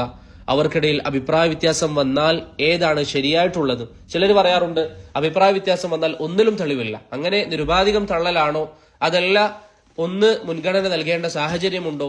അത് പണ്ഡിതന്മാർക്കിടയിൽ ധാരാളം സംസാരമുണ്ട്. ഇബ്നുൽ ഖയ്യിം റഹിമഹുല്ലാഹ് അദ്ദേഹത്തിന്റെ അലാമുൽ മുവഖ്ഖിഈനിൽ 40-ലധികം തെളിവുകൾ സ്വഹാബത്തിന്റെ വാക്കുകൾ തെളിവാണ് എന്നതിന് ഉദ്ധരിക്കുന്നതായി നമുക്ക് കാണാവുന്നതാണ്. അതുകൊണ്ട് ഇൻഷാ അള്ളാഹ് നമുക്ക് മറ്റൊരിക്കൽ അതിനെക്കുറിച്ച് മാത്രമായി ഒരു ദർസിൽ സംസാരിക്കാം. അള്ളാഹു സുബ്ഹാനഹു വ തആല എളുപ്പമാക്കി നൽകട്ടെ. അപ്പോൾ ഷാഫിഈ മദ്ഹബിനെ കുറിച്ച് നമ്മൾ പറഞ്ഞു, അതിന്റെ ഉസൂലുകൾ നമ്മൾ പറഞ്ഞു. ഇനി ചില മുസ്തലഹാത്തുകൾ. ഷാഫിഈ ഇമാമിന് നമ്മൾ നേരത്തെ 2 കാര്യങ്ങൾ പഠിച്ചു. പഴയ അഭിപ്രായം എന്ന് പറഞ്ഞാൽ ബഗ്ദാദിലിരിക്കെ പറഞ്ഞ അഭിപ്രായം. പുതിയ അഭിപ്രായം എന്ന് പറഞ്ഞാൽ മരണത്തിന് തൊട്ടു മുമ്പായി അദ്ദേഹം ഈജിപ്തിലായിരിക്കുമ്പോൾ അദ്ദേഹം പറഞ്ഞിരിക്കുന്ന അഭിപ്രായങ്ങൾ. ഇതാണ് 2 വിഷയങ്ങൾ. ഇനി ചില സാഹചര്യങ്ങളിൽ നിങ്ങൾ ഫിഖഹിന്റെ, പ്രത്യേകിച്ച് തുല്ലാബുകളൊക്കെ ഫിഖഹിന്റെ കിതാബുകൾ പഠിക്കുമ്പോൾ എന്ത് കാണാം? ഇമാം ഷാഫിഈക്ക് ഈ വിഷയത്തിൽ 2 അഭിപ്രായങ്ങളുണ്ട്. ഇങ്ങനെ കണ്ടയുടൻ എന്ത് നാം മനസ്സിലാക്കരുത്? ഒന്ന് പഴയതും ഒന്ന് പുതിയതാണ് എന്ന് മനസ്സിലാക്കരുത്. ഒരുപക്ഷെ 2ഉം പഴയതായിരിക്കാം, അല്ലെങ്കിൽ 2ഉം പുതിയ അഭിപ്രായങ്ങളായിരിക്കാം, അതല്ലെങ്കിൽ ഒന്ന് പഴയതും ഒന്ന് പുതിയതുമായിരിക്കാം. ഇങ്ങനെ പല സാഹചര്യങ്ങളും ഇമാം ഷാഫിഈയിൽ നിന്ന് 2 അഭിപ്രായങ്ങൾ വന്നാലുണ്ട്. ഇബ്നുൽ ഖാസ് റഹിമഹുല്ലാ അദ്ദേഹത്തിന് ഒരു ഗ്രന്ഥമുണ്ട്, നുസ്റത്തുൽ ഖൗലൈൻ. അതിൽ അദ്ദേഹം വിശദീകരിക്കുന്നതായി കാണാം, ഇമാം ഷാഫിഈയിൽ നിന്ന് 2 അഭിപ്രായങ്ങൾ വന്നാൽ അതിന് 10 സാധ്യതകളുണ്ട്. ഇമാം ഷാഫിഈയിൽ നിന്ന് 2 അഭിപ്രായങ്ങൾ വന്നാൽ അതിന് 10 സാധ്യതകളുണ്ട് എന്ന് ഇബ്നുൽ ഖാസ് റഹിമഹുല്ലാ അദ്ദേഹത്തിന്റെ നുസ്റത്തുൽ ഖൗലൈൻ എന്ന കിതാബിൽ വിശദീകരിക്കുന്നതായി നമുക്ക് കാണാം. അതുകൊണ്ട് ആ ഒരു വിഷയം നമുക്ക് ഓർമ്മയിൽ ഉണ്ടാകണം. എപ്പോഴും ഇമാം ഷാഫിഈയിൽ നിന്ന് 2 അഭിപ്രായങ്ങൾ എന്ന് കണ്ടാൽ പെട്ടെന്ന് എന്ത് മനസ്സിലാക്കരുത്? പഴയ അഭിപ്രായവും പുതിയ അഭിപ്രായമായിരിക്കാം എന്ന് മനസ്സിലാക്കരുത്. അതുപോലെ തന്നെ ഷാഫിഈ മദ്ഹബിൽ ഇമാം എന്ന് ഉപയോഗിച്ചാൽ, ഷാഫിഈ മദ്ഹബിൽ അൽ ഇമാം എന്ന പദം പൊതുവെ ഫിഖഹിന്റെ കിതാബുകളിൽ വന്നാൽ അതുകൊണ്ടുള്ള ഉദ്ദേശം ആരാണ്? അബുൽ മആലി അൽ ജുവൈനിയാണ് പ്രധാനമായും അതുകൊണ്ടുള്ള ഉദ്ദേശം. ഇനി ഷാഫിഈ മദ്ഹബിന്റെ ഗ്രന്ഥങ്ങളിൽ അൽ ഉസ്താദ് എന്ന് ഉപയോഗിച്ചാൽ അതുകൊണ്ട് പ്രധാനമായി ഉദ്ദേശിക്കുന്നത് അബു ഇസ്ഹാഖ് അൽ ഇസ്ഫറായിനിയാണ്. അശ്ശൈഖാനി എന്ന പദം വന്നാൽ, അശ്ശൈഖാൻ അല്ലെങ്കിൽ അൽ ഇമാമാൻ, ഇമാം എന്ന് പറഞ്ഞാൽ നമ്മൾ പറഞ്ഞു ജുവൈനിയാണ്. അൽ ഇമാമാൻ, 2 ഇമാമുമാർ എന്ന പദം ഷാഫിഈ മദ്ഹബിന്റെ കിതാബുകളിൽ വന്നാൽ അതുകൊണ്ട് പ്രധാനമായും ഉദ്ദേശിക്കുന്നത് ഇമാം നവവിയെയും റാഫിഈയെയുമാണ്. ഇമാം നവവിയെയും അതുപോലെ തന്നെ റാഫിഈയെയുമാണ്. തയ്യിബ്, ഷാഫിഈ മദ്ഹബ് എന്താണെന്ന് നമ്മൾ പറഞ്ഞു, അതിന്റെ ഉസൂലുകൾ നമ്മൾ പറഞ്ഞു. അതുപോലെ തന്നെ ഇമാം ഷാഫിഈയുടെ ചില ഇസ്തിലാഹാത്തുകൾ അല്ലെങ്കിൽ അദ്ദേഹത്തെ കുറിച്ച് പറയുന്ന ചില ഇസ്തിലാഹാത്തുകളെ കുറിച്ച് നമ്മൾ പറഞ്ഞു. പഴയ അഭിപ്രായം, പുതിയ അഭിപ്രായം തുടങ്ങിയ കാര്യങ്ങളൊക്കെ ബിഇദ്നില്ലാഹ് എല്ലാവർക്കും മനസ്സിലായിട്ടുണ്ടാകും എന്നാണ് പ്രതീക്ഷിക്കുന്നത്. അതുപോലെ തന്നെ ഇമാം ഷാഫിഈയുടെ പ്രധാനപ്പെട്ട വിദ്യാർത്ഥികളെ നമ്മൾ പറഞ്ഞു, ബുവൈത്തി, മുസനി, റബീഅ് ഇബ്നു സുലൈമാൻ അൽ മുറാദി റഹിമഹുമുല്ലാഹ്. ഷാഫിഈ മദ്ഹബിനെ കുറിച്ച് ഒന്ന് വിശാലമായി പറയാനുള്ള കാരണം ഞാൻ നേരത്തെ പറഞ്ഞതുപോലെ നമ്മുടെ നാട്ടിലുള്ള ഒരു മദ്ഹബാണല്ലോ, അപ്പോൾ നമ്മളത് മനസ്സിലാക്കിയിരിക്കുക എന്നുള്ളത് നല്ലതാണ്. ഷാഫിഈ മദ്ഹബിൽ നമുക്ക് ഒരിക്കലും പേര് മാറ്റിവെക്കാൻ സാധിക്കാത്ത ഒരു പണ്ഡിതനാണ് ബൈഹഖി റഹിമഹുല്ലാഹ്. ഷാഫിഈ മദ്ഹബിൽ നമുക്കൊരിക്കലും പേര് മാറ്റിവെക്കാൻ സാധിക്കാത്ത ഒരു പണ്ഡിതനാണ് ബൈഹഖി റഹിമഹുല്ലാഹ്. അദ്ദേഹം വളരെ പ്രസിദ്ധമായ പല കിതാബുകളും എഴുതിയിരിക്കുന്ന പണ്ഡിതനാണ്. ഇമാം നേരത്തെ നമ്മൾ പറഞ്ഞു അബുൽ മആലി അൽ ജുവൈനി മദ്ഹബിൽ വലിയ സ്ഥാനമുള്ള പണ്ഡിതനാണ്. അദ്ദേഹം പറയാറുണ്ട്, മാ മിൻ ഷാഫിഇയ്യിൻ ഇല്ലാ വലിശാഫിഇ ഫീ ഉനുഖിഹി മിന്നഹ്. ഏത് ഷാഫിഈ മദ്ഹബിൽപ്പെട്ടവരുണ്ടെങ്കിലും അവർക്കൊക്കെ ഇമാം ഷാഫിഈയോട് ഒരു കടപ്പാടുണ്ട്. ഷാഫിഈ മദ്ഹബിലുള്ളവർക്ക് ഇമാം ഷാഫിഈയോട് ഒരു കടപ്പാടുണ്ട്. എന്തുകൊണ്ടാണ്? ഷാഫിഈ മദ്ഹബിന്റെ ഉസൂലുകളിൽ പ്രധാനമായ വിഷയങ്ങളൊക്കെ ഇമാം ഷാഫിഈ വിശദീകരിച്ചിട്ടുണ്ട്. അദ്ദേഹം അത്രയും വലിയ സേവനങ്ങൾ ചെയ്ത വ്യക്തിയാണ്. അപ്പൊ ആ വാക്ക് നിങ്ങൾ ശരിക്കും ശ്രദ്ധിക്കുക. അബുൽ മആലി അൽ ജുവൈനി പറയാണ്, എല്ലാ ഷാഫിഈ മദ്ഹബിലുള്ളവർക്കും ഇമാം ഷാഫിഈയോട് കടപ്പാടുണ്ട്, ഒരു വ്യക്തിക്കൊഴികെ. അതാരാണ്? ബൈഹഖി. ബൈഹഖിയോട് ഇമാം ഷാഫിഈക്കാണ് കടപ്പാട് എന്ന് അബുൽ മആലി അൽ ജുവൈനി പറയാണ്. ബൈഹഖിയോട് ഇമാം ഷാഫിഈക്കാണ് കടപ്പാട്. കാരണം അത്രയും അധികം ഷാഫിഈ മദ്ഹബിന് വേണ്ടി സേവനങ്ങൾ അനുഷ്ഠിച്ച വ്യക്തിയാണ് ഇമാം ബൈഹഖി റഹിമഹുല്ലാ. അത്രയും അധികം ഷാഫിഈ ഇമാമിന് വേണ്ടി അല്ലെങ്കിൽ ആ മദ്ഹബിന് വേണ്ടി സേവനം നടത്തിയിരിക്കുന്ന പണ്ഡിതനാണ് ഇമാം ബൈഹഖി റഹിമഹുല്ലാ. അദ്ദേഹത്തിന്റെ ഹദീസിന്റെ വിഷയത്തിലും ധാരാളം ഗ്രന്ഥങ്ങൾ നമുക്ക് കാണാവുന്നതാണ്.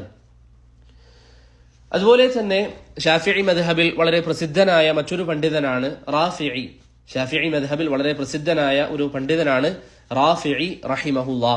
അതുപോലെ നമുക്കൊക്കെ അറിയാവുന്ന ഇമാം നവവി റഹിമഹുല്ലാ അല്ലെങ്കിൽ ഹാഫിള് നവവി റഹിമഹുല്ലയും ഷാഫിഈ മദ്ഹബിലെ വളരെ പ്രസിദ്ധനായ പണ്ഡിതൻ തന്നെയാണ്. മുഹർറിറുൽ മദ്ഹബ് എന്നൊക്കെയാണ് അദ്ദേഹത്തെ കുറിച്ച് പറയാറുള്ളത്. മുഹർറിറുൽ മദ്ഹബ് എന്നൊക്കെ അദ്ദേഹത്തെ കുറിച്ച് പറയാറുണ്ട്. അപ്പോൾ ഇവരൊക്കെയാണ് മദ്ഹബിന്റെ പ്രധാനമായ ഖിദ്മത്തുകൾ ചെയ്തവർ. ഇമാം ഷാഫിഈയുടെ പ്രധാന വിദ്യാർത്ഥികളെ നമ്മൾ പറഞ്ഞു.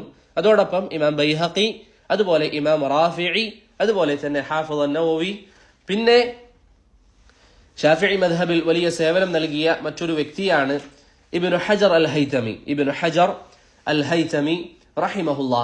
അദ്ദേഹം തുഹ്ഫ വളരെ പ്രസിദ്ധമായ കിതാബാണ്. നമ്മുടെ നാട്ടിലുള്ള ഈ സമസ്തയുടെ ആളുകളോടൊക്കെ സംസാരിക്കുമ്പോൾ അവർ ചിലപ്പോഴൊക്കെ ചോദിക്കാറുണ്ട്, നിങ്ങൾ തുഹ്ഫ പഠിച്ചിട്ടുണ്ടോ, തുഹ്ഫ വായിച്ചിട്ടുണ്ടോ? തുഹ്ഫ എന്നുള്ളത് വളരെ പ്രസിദ്ധമായ കിതാബാണ്. ഇബ്നു ഹജർ അൽ ഹൈതമിയുടെ തുഹ്ഫത്തുൽ മുഹ്താജ് എന്നുള്ളത് വളരെ പ്രസിദ്ധമായ ഷാഫിഈ മദ്ഹബിലെ കിതാബാണ്. ഈ കാര്യങ്ങളൊക്കെ പറഞ്ഞതിന് ശേഷം ഷാഫിഈ മദ്ഹബിലെ ഒന്ന് രണ്ട് ഇപ്പൊ നമ്മൾ വിദ്യാർത്ഥികളെ പറഞ്ഞു, ആ മദ്ഹബിനെ പ്രധാന ഖിദ്മത്ത് ചെയ്ത ആളുകളെ കുറിച്ച് പറഞ്ഞു. അവസാനമായ ഒരു വിഷയം ഷാഫിഈ മദ്ഹബിലെ പ്രസിദ്ധമായ ഒന്ന് രണ്ട് കിതാബുകൾ. ഒന്ന് അൽ ഉമ്മാണ്. ഒന്ന് അൽ ഉം. ഈ കിതാബ് അറിയാത്ത ഒരാളും നമ്മുടെ ദർസിൽ ഉണ്ടാവാൻ പാടില്ല. അൽ ഉം എന്നുള്ളത് ആരെഴുതിയതാണ്? ഇമാം ഷാഫിഈ എഴുതിയിരിക്കുന്ന കിതാബാണ്. ഇമാം ഷാഫിഈ റഹിമഹുല്ലാ എഴുതിയിരിക്കുന്ന വളരെ പ്രസിദ്ധമായ കിതാബാണ് അൽ ഉം എന്ന് പറയുന്ന കിതാബ്. അതുപോലെ തന്നെ ഷാഫിഈ മദ്ഹബിൽ പ്രസിദ്ധമായ കിതാബാണ് നേരത്തെ നമ്മൾ പറഞ്ഞ തുഹ്ഫത്തുൽ മുഹ്താജ്. തുഹ്ഫത്തുൽ മുഹ്താജ് ഇബ്നു ഹജർ അൽ ഹൈതമിയുടെ തുഹ്ഫത്തുൽ മുഹ്താജും വളരെ പ്രസിദ്ധമായ ഗ്രന്ഥമാണ്. അതുപോലെ തന്നെ നിഹായത്തുൽ മുഹ്താജ്. നിഹായത്തുൽ മുഹ്താജ് എന്നുള്ള ഷംസുദ്ദീൻ അർ റംലിയുടെയും വളരെ പ്രസിദ്ധമായ കിതാബ് മദ്ഹബിലുണ്ട്. പിന്നെ നവവിയുടെ അൽ മജ്മൂ'. നവവിയുടെ അൽ മജ്മൂ' വളരെ പ്രസിദ്ധമായ കിതാബാണ്. അത് നവവി റഹിമഹുല്ലാ എഴുതിയതാണ്. അതിന്റെ പൂർത്തീകരണം നടത്തിയത് സുബുക്കിയാണ്. പൂർത്തീകരണം നടത്തിയത് തഖിയുദ്ദീൻ അസ്സുബുക്കി റഹിമഹുല്ലയാണ്. ഇതാണ് ഷാഫിഈ മദ്ഹബിനെ കുറിച്ചും അവരിലുള്ള പ്രധാനപ്പെട്ട കിതാബുകളെ കുറിച്ചും സൂചിപ്പിക്കാനുള്ള ചില കാര്യങ്ങൾ. ബിഇദ്നില്ലാ എല്ലാവർക്കും മനസ്സിലായിട്ടുണ്ടാകും എന്ന് കരുതുന്നു. ഷാഫിഈ മദ്ഹബിനെ നാം നോക്കുകയാണെങ്കിൽ അതിന് ഏറ്റവും അധികം പ്രചാരണത്തിലുള്ളത്, ഷാഫിഈ മദ്ഹബ് ഏറ്റവും അധികം പ്രചാരണത്തിലുള്ള സ്ഥലം ഒന്ന് ഈജിപ്താണ്. അതുപോലെ തന്നെ ഇറാഖിൽ ഇന്ന് ആളുകൾ പൊതുവെ സ്വീകരിക്കുന്ന മദ്ഹബ് ഷാഫിഈ മദ്ഹബാണ്. അതുപോലെ തന്നെ യമനിൽ ഷാഫിഈ മദ്ഹബിന് ധാരാളം ആളുകളുണ്ട്. ഇന്ന് ധാരാളം കിതാബുകൾ ഷാഫിഈ മദ്ഹബുമായി ബന്ധപ്പെട്ട് ഇറങ്ങുന്ന കിതാബുകൾ യമനിൽ നിന്ന് ഇറങ്ങുന്നതാണ്. അതുപോലെ തന്നെ സൊമാലിയ, ജിബൂത്തി, കീനിയ, ഇന്തോനേഷ്യ. ഇന്തോനേഷ്യയിൽ ധാരാളം മർക്കസുകളുണ്ട്. ഷാഫിഈ മദ്ഹബിന്റെ ധാരാളം മർക്കസുകൾ ഇന്തോനേഷ്യയിലുണ്ട്. അതുപോലെ തന്നെ മലേഷ്യ, ഫിലിപ്പൈൻ ഇങ്ങനെയുള്ള രാജ്യങ്ങൾ. അതുപോലെ തന്നെ നമ്മുടെ നാട്ടിൽ കേരളത്തിലും അതുപോലെ സമുദ്രങ്ങളോട് അടുത്തുള്ള സ്ഥലങ്ങളിലൊക്കെ ഷാഫിഈ മദ്ഹബ് വളരെയധികം പ്രചാരണത്തിലുണ്ട്.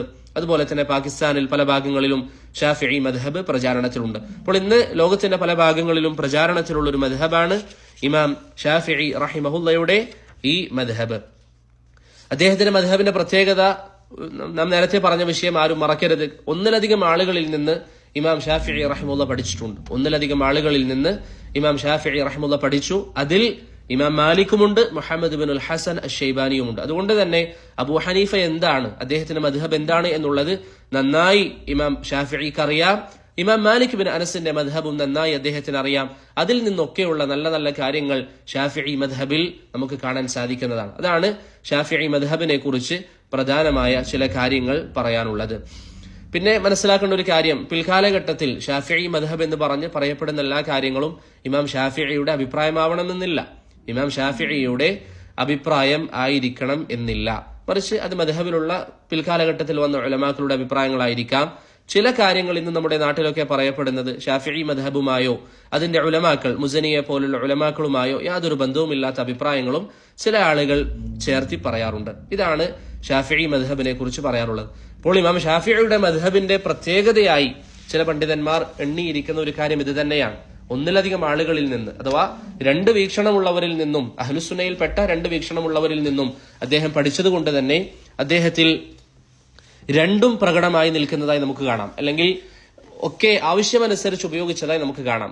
മദ്റസത്തു റഈ ആണെങ്കിലും മദ്റസത്തു അഹ്ലുൽ ഹദീസ് ആണെങ്കിലും നന്നായി അറിയുന്നവരാണ്. ഇത് മുൻഗാമികൾ പ്രോത്സാഹിപ്പിച്ച ഒരു രീതിയായിരുന്നു.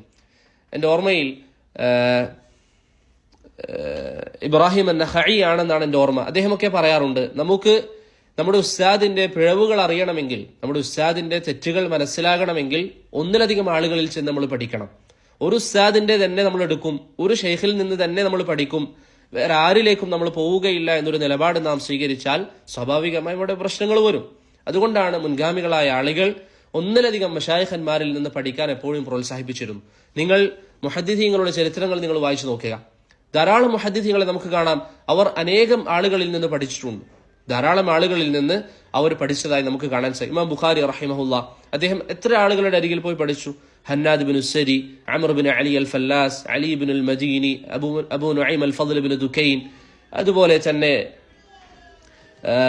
നസ്ർ ബിൻ അലി അൽ ജഹ്ളമി, ഇങ്ങനെ അനേകം പണ്ഡിതന്മാർ. അതുപോലെ തന്നെ ഇമാം മുസ്ലിം റഹിമഹുല്ല. അത് മുൻഗാമികളുടെ രീതിയാണ്. അതുകൊണ്ടാണ് അബൂബക്കർ അൽ ഹദ്ദാദ് റഹിമഹുല്ല, അദ്ദേഹം മുഹദ്ദിസാണ്, അബൂബക്കർ അൽ ഹദ്ദാദ്, അദ്ദേഹം ധാരാളം ഹദീസുകൾ ഉദ്ധരിച്ചിട്ടുണ്ട്. പക്ഷെ അദ്ദേഹം പറയാറുണ്ട്, ഞാൻ ഹദീസ് പഠിക്കുന്നതിൽ അല്ലെങ്കിൽ ഹദീസ് ഉദ്ധരിക്കുന്നതിൽ ഇമാം നസായിയെ മാത്രം മതി എന്ന് വിശ്വസിക്കുന്നവരാണ് എന്ന് പറഞ്ഞ് അദ്ദേഹം ഇമാം നസായിയുടെ ഹദീസുകൾ മാത്രമാണ്, അദ്ദേഹത്തിൽ നിന്നാണ് ഇമാം അബൂബക്കർ അൽ ഹദ്ദാദ് റഹിമഹുല്ല ഹദീസുകൾ ഉദ്ധരിക്കാറുള്ളത്, ഇമാം നസയിൽ നിന്നാണ് ഉദ്ധരിക്കാറ്. എന്നിട്ട് അദ്ദേഹം എന്ത് പറയും? റളീതു ഹുജ്ജതൻ ബൈനി വബൈന അല്ലാഹ്, എനിക്കും അല്ലാഹുവിനും ഇടയിൽ ഒരു തെളിവായി, ഒരു ഹുജ്ജത്തായി ഇമാം നസഈ മതിയായവനാണ് എന്ന് അബൂബക്കർ അൽ ഹദ്ദാദ് റഹിമഹുല്ല പറയാറുണ്ട്. അതിനെ ചില പണ്ഡിതന്മാർ ഉദ്ധരിക്കുമ്പോൾ പറയുന്നതായി കാണാം, അതിനേക്കാളും നല്ലത് ഒന്നിലധികം ആളുകളിൽ നിന്ന് ഉദ്ധരിക്കുക എന്നുള്ളതാണ്, ഒന്നിലധികം പണ്ഡിതന്മാരിൽ നിന്ന് ഉദ്ധരിക്കുക എന്നുള്ളതാണ്. അബൂബക്കർ അൽ ഹദ്ദാദ് ഇമാം നസഈ അദ്ദേഹം ഇമാമാണ്, ഇമാം നസഈ വലിയ പണ്ഡിതനാണ്, അതിൽ സംശയമില്ല. പക്ഷെ അദ്ദേഹത്തിൽ നിന്ന് മാത്രം പഠിച്ചത് ചില ഉലമാക്കൾ ആ നിലയിൽ സംസാരിച്ചതായി നമുക്ക് കാണാൻ സാധിക്കും. അതുകൊണ്ട് ഇമാം ഷാഫിഈയുടെ പ്രത്യേകതയാണ് രണ്ട് മദ്രസയുടെ ആളുകളിൽ നിന്നും പഠിച്ചു എന്നുള്ളത്. അതുപോലെ തന്നെ അദ്ദേഹത്തിന്റെ പ്രത്യേകതയാണ് ഉസൂലുകൾ, അദ്ദേഹത്തിന്റെ ഈ പറയുന്ന ഉസൂലുകൾ ഖുർആനും സുന്നത്തും ഇജ്മാഉം ഖിയാസും സഹാബത്തിന്റെ അഖ്വാലുകളൊക്കെ അഹ്ലുസുന്നയോട് എല്ലാ നിലയിലും യോജിച്ചതാണ് എന്നുള്ളത്. അതാണ് ഷാഫിഈ മദ്ഹബിന്റെയും ഹംബലി മദ്ഹബിന്റെയും പ്രത്യേകത. സമയം വൈകിയതുകൊണ്ട് ഹംബലി മദ്ഹബിനെ കുറിച്ച് ഇൻഷാ അള്ളാഹ് വരുന്ന ദർസിൽ പറയാം. ഇത്തരത്തിലുള്ള കാര്യങ്ങൾ നാം മനസ്സിലാക്കേണ്ടത് കൊണ്ടാണ് കുറച്ച് വിശദീകരിച്ച് പറയുന്നത്. അള്ളാഹു സുബ്ഹാനഹു വ തആല നമുക്ക് ഏവർക്കും നാഫിയായ ഇൽമ നൽകി അനുഗ്രഹിക്കുമാറാകട്ടെ. ഈ പറഞ്ഞ വിഷയങ്ങളിലോ മറ്റോ സംശയങ്ങളുണ്ടെങ്കിൽ ചോദിക്കാം.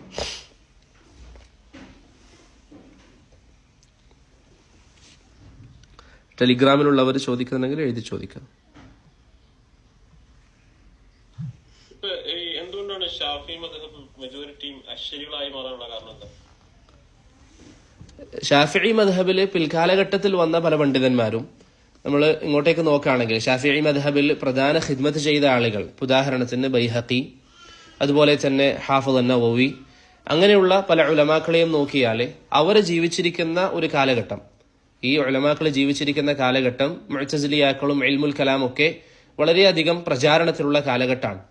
അതുകൊണ്ട് തന്നെ ആ കാലഘട്ടത്തിൽ ജീവിച്ച ഉലമാക്കൾ, അല്ലാഹു അലം, ആ കാലഘട്ടത്തിൽ ജീവിച്ച ഉലമാക്കൾ അവർ ഈ ഇഅ്തിസാലിന്റെ ആളുകളായിട്ടും ഖുർആൻ അള്ളാഹുവിന്റെ സൃഷ്ടിയാണ് തുടങ്ങിയ ആളുകളായിട്ടൊക്കെ മറുപടി പറഞ്ഞ് അങ്ങനെയാണ് അവരിലേക്ക് ആ ചായ്വ് വന്നത്. പിന്നീട് അവർ സ്വീകരിച്ച ആ ഒരു ഈ അശ്അരി ചിന്താഗതിയും വിഷയങ്ങളൊക്കെ പിൽക്കാലഘട്ടത്തിലുള്ള ആളുകൾ അവരിൽ നിന്ന് സ്വീകരിക്കുകയും അതിൽ കൂടുതൽ വിശാലത കാണിക്കുകയും ചെയ്തു. അതാണ് ചില ഉലമാക്കൾ അതിനെക്കുറിച്ച് ലളിതമായിട്ട് പറയാറുള്ളത്. പിന്നെ ഈ പറയപ്പെട്ട ഉലമാക്കൾ തന്നെ ഇപ്പൊ ഇമാം ഹാഫിദ് നവവി ആണെങ്കിലും അദ്ദേഹം അശ്അരി ചിന്താഗതിയിലായിരുന്നോ അതല്ല അദ്ദേഹം അതിൽ നിന്ന് പിന്മാറിയിട്ടുണ്ടോ? അഭിപ്രായ വ്യത്യാസമുണ്ട്. അത് ധാരാളം ഉലമാക്കൾ.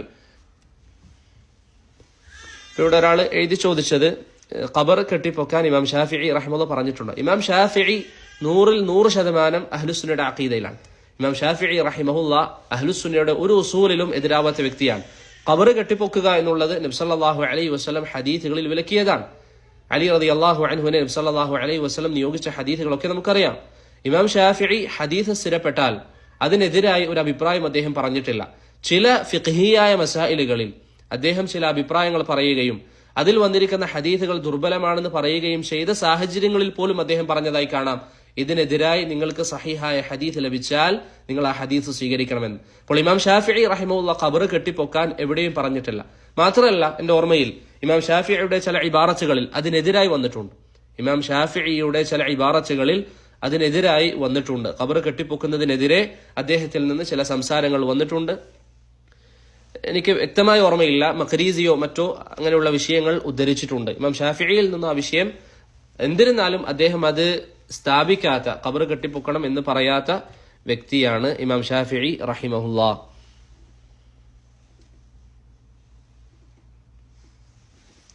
വേറെന്തെങ്കിലും? ഈ മദ്ഹബ് ഫുഖഹാക്കളുടെ നിന്നും അഖീദയ്ക്ക് വിരുദ്ധമായി വിഷയങ്ങൾ വന്നു കഴിഞ്ഞാൽ അഖീദയുമായി ബന്ധപ്പെട്ട വിഷയങ്ങൾ അവരുടെ മദ്ഹബിൽ മൗഖിഫായിട്ടുണ്ടാവും? ഇല്ല, മദ്ഹബുകളുടെ ഉദ്ദേശം പ്രധാനമായിട്ട് ഫിഖ്ഹിയ വിഷയങ്ങളാണ് മദ്ഹബുകളുടെ ചർച്ചകൾ. അതല്ലാതെ അഖീദയിൽ പരസ്പരം ഇത്തരത്തിലുള്ള അഭിപ്രായ വ്യത്യാസങ്ങൾ സ്വീകരിക്കപ്പെടുകയില്ല. ഈ മദ്ഹബിലുള്ള അഭിപ്രായ വ്യത്യാസം വരാനുള്ള കാരണം ഇജ്തിഹാദാത്തുകൾ പ്രവേശിക്കുന്നത് കൊണ്ടാണ്. അഖീദയുമായി ബന്ധപ്പെട്ട ഉസൂലുകളിൽ ആ തരത്തിൽ ഫിഖ്ഹിൽ വരുന്നത് പോലെ ഇജ്തിഹാദുകൾ അഖീദയിൽ വരില്ല. അധിക അഖീദ മസായിലുകളും അല്ലെങ്കിൽ ബഹുഭൂരിപക്ഷം അഖീദ മസായിലുകളും ഇജ്മാ ഉള്ളതാണ്.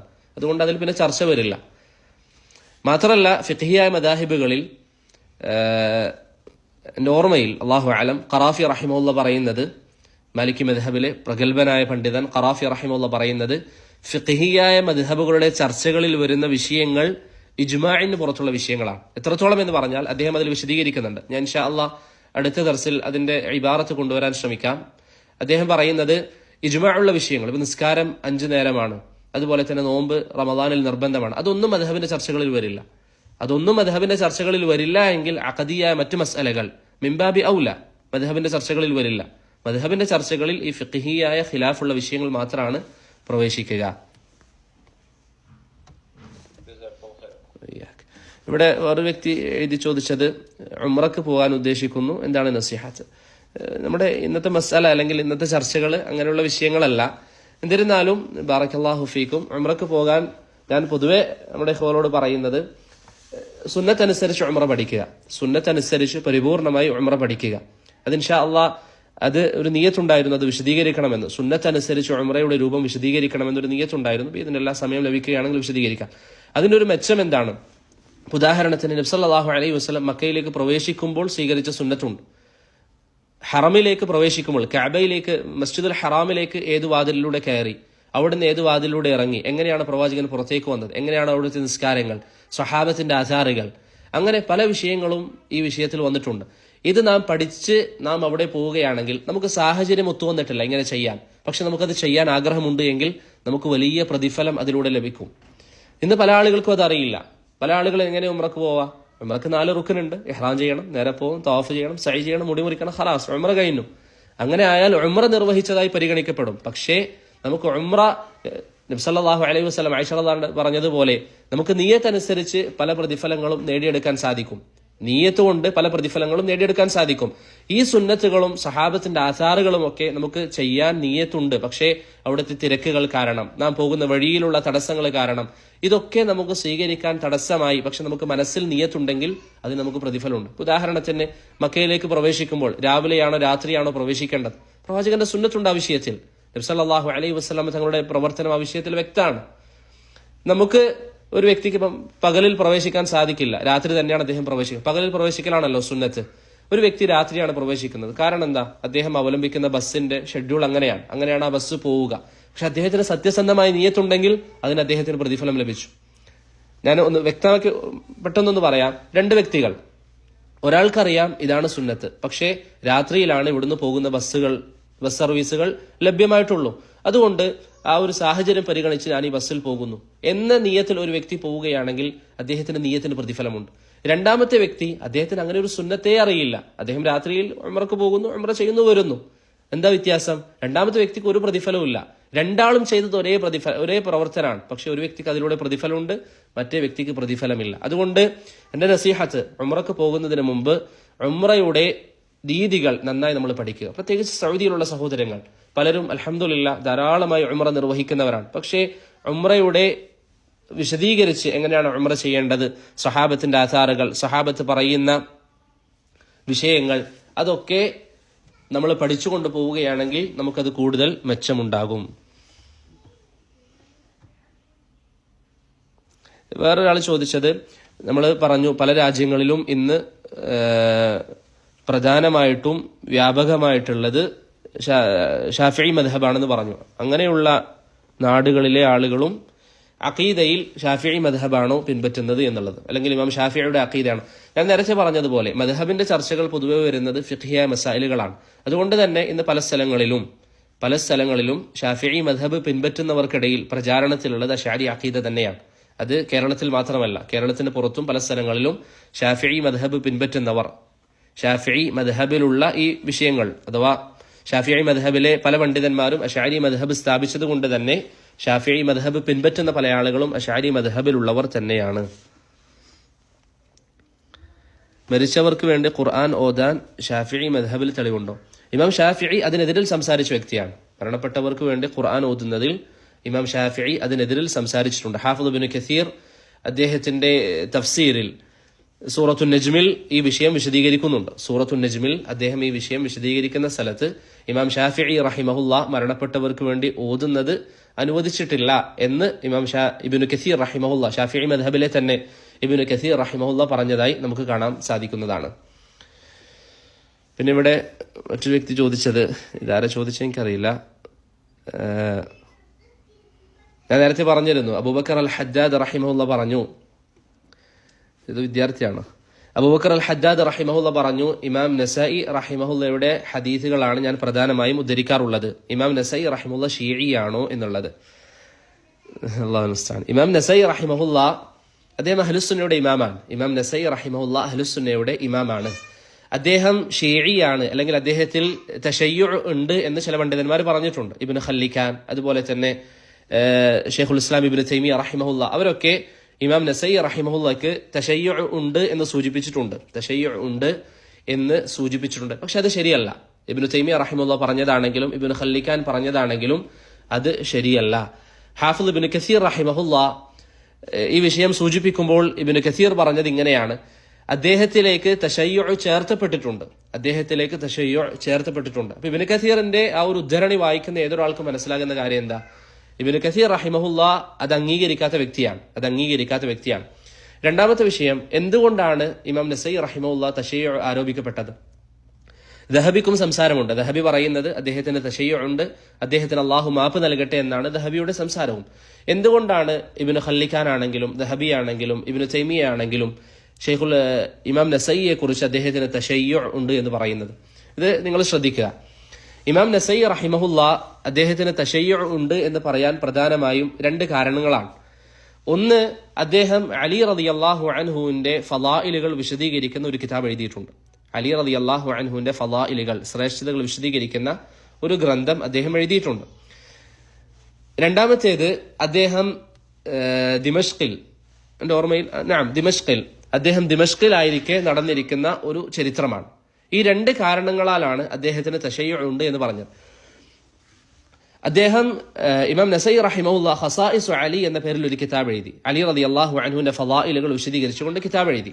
എന്താണ് അതിനുള്ള കാരണം? ഇമാം നസഈ തന്നെ വിശദീകരിച്ചതുപോലെ, ഞാൻ ദിമഷ്കിൽ പ്രവേശിച്ചപ്പോൾ അവിടെയുള്ള ജനങ്ങൾ അലി റളിയല്ലാഹു അൻഹുവിനെ കുറിച്ച് കുറ്റം പറയുന്നതായി ശ്രദ്ധയിൽപ്പെട്ടു. ഇത് കാരണത്താൽ ഞാൻ അലി റളിയല്ലാഹു അൻഹുവിന്റെ വിഷയത്തിൽ ഒരു കിതാബ് എഴുതി. അങ്ങനെ ദിമഷ്കിലുള്ള ആളുകൾ, അവരിൽ പലരും അലി റളിയല്ലാഹു അൻഹുവിനോട് അങ്ങേയറ്റം വെറുപ്പ് പ്രകടിപ്പിക്കുന്നവരായിരുന്നു. വേറെ ചില സ്ഥലങ്ങളിൽ ഉസ്മാൻ റളിയല്ലാഹു അൻഹുവിനോട് വെറുപ്പ് പ്രകടിപ്പിക്കുന്നവരുമുണ്ട്. അപ്പൊ അലി റളിയല്ലാഹു അൻഹുവിനോട് വെറുപ്പ് പ്രകടിപ്പിക്കുന്ന ഈ ആളുകൾക്കിടയിൽ ഇമാം നസഈ ഈ കിതാബ് എഴുതിയപ്പോൾ ചില ആളുകൾ അദ്ദേഹത്തിന് അരികിൽ വന്നിട്ട് പറഞ്ഞു, നിങ്ങൾ അലി റളിയല്ലാഹു അൻഹുവിന്റെ വിഷയത്തിൽ ഫളായിൽ എഴുതിയതുപോലെ മുആവിയ റളിയല്ലാഹു അൻഹുവിന്റെ വിഷയത്തിലും കിതാബ് എഴുതണം, മുആവിയ റളിയല്ലാഹു അൻഹുവിന്റെ വിഷയത്തിലും കിതാബ് എഴുതണം എന്ന് പറഞ്ഞു. ഈ സമയം ഇമാം നസഈ റഹിമഹുള്ള അവരോട് ചോദിച്ചു, മുആവിയയുടെ ഫളായിലിൽ എന്താണ് ഞാൻ എഴുതേണ്ടത്? മുആവിയയുടെ ഫളായിലിൽ എന്താണ് ഞാൻ എഴുതേണ്ടത്? വേറെ ചില റിവായത്തുകളിൽ കാണാം, ഇമാം നസഈ റഹിമഹുള്ള അവരോട് ചോദിച്ചു, അലി റളിയല്ലാഹു അൻഹുവിനെ പോലെ ഒരു റഅസ് ആകാൻ മാത്രം, അഥവാ അത്രയും വലിയൊരു സ്ഥാനം വഹിക്കാൻ മാത്രം മുആവിയക്ക് സ്ഥാനമുണ്ടോ എന്ന നിലയിൽ ഒരു ചോദ്യവും ഇമാം നസഈ റഹിമഹുള്ള അവരോട് ചോദിച്ചതായി നമുക്ക് കാണാം. ഇങ്ങനെ ഇമാം നസഈ റഹിമഹുള്ള അവരോട് ചോദിച്ചപ്പോൾ ആ ആളുകൾക്ക് ദേഷ്യം വന്നു. ഇമാം നസഈയുടെ ഒരു പ്രത്യേകത എന്താണ്? കുതുബ് സിത്ത എന്ന് നമ്മൾ പറയുന്ന ബുഖാരി, മുസ്ലിം എന്ന് ഈ 6 ആളുകളുണ്ടല്ലോ, അതിലേറ്റവും അവസാനം മരണപ്പെട്ട വ്യക്തിയാണ് ഇമാം നസഈ റഹിമഹുള്ള. അദ്ദേഹം വലിയ വയസ്സുവരെ ജീവിച്ചിട്ടുണ്ട്. ഏകദേശം 88ാമത്തെ വയസ്സിലാണ് എൻ്റെ ഓർമ്മയിൽ അദ്ദേഹം മരണപ്പെടുന്നത്. ഹിജറ 303 അപ്പോൾ അദ്ദേഹം ധാരാളം വർഷം, 4-ാം നൂറ്റാണ്ടിന്റെ തുടക്കത്തിലാണ് അദ്ദേഹം മരിക്കുന്നത്. അപ്പോൾ അദ്ദേഹത്തെ സംബന്ധിച്ചിടത്തോളം 88ാമത്തെ വയസ്സിലാണ് അദ്ദേഹം ദമസ്കസിലെ ഈ സംഭവം നടക്കുന്നത്. അപ്പോൾ ആളുകൾ മുആവിയയുടെ ഫളായിലുകളിൽ എഴുതാൻ വേണ്ടി പറഞ്ഞപ്പോൾ അദ്ദേഹം പറഞ്ഞു, മുആവിയയുടെ ഫളായിൽ എന്താണ് ഞാൻ എഴുതേണ്ടത് എന്ന് അദ്ദേഹം സംസാരിച്ചു. അത് കാരണത്താൽ ഈ ആളുകൾ അദ്ദേഹത്തെ ശാരീരികമായി ഉപദ്രവിക്കുകയും പിന്നീട് ആ നാട്ടിൽ നിന്ന് അദ്ദേഹത്തിന് പുറത്തേക്ക് കടക്കേണ്ടി വരികയും ചെയ്തു. അങ്ങനെ ഇമാം നസഈയുടെ ചരിത്രത്തിൽ പറയുന്നത്, അദ്ദേഹത്തെ ഒട്ടകപ്പുറത്ത് അല്ലെങ്കിൽ കുതിരപ്പുറത്ത് വഹിച്ചുകൊണ്ട് ചില ചരിത്ര കിതാബുകളിൽ കാണുന്നത് റംലയിലേക്ക്, ഫലസ്തീനിന്റെ ഭാഗത്തേക്ക് അദ്ദേഹത്തെ കൊണ്ടുപോയി. വേറെ ചില കിതാബുകളിൽ കാണുന്നത് അദ്ദേഹത്തെ മക്കയിലേക്ക് അദ്ദേഹത്തെ കൊണ്ടുവന്നു. അങ്ങനെ അവിടെ വെച്ച് മരണം സംഭവിക്കുകയും മക്കയിൽ സ്വഫാ മർവയുടെ ഇടയിലാണ് അദ്ദേഹത്തെ മറവ് ചെയ്തത് എന്ന് നമുക്ക് കാണാം.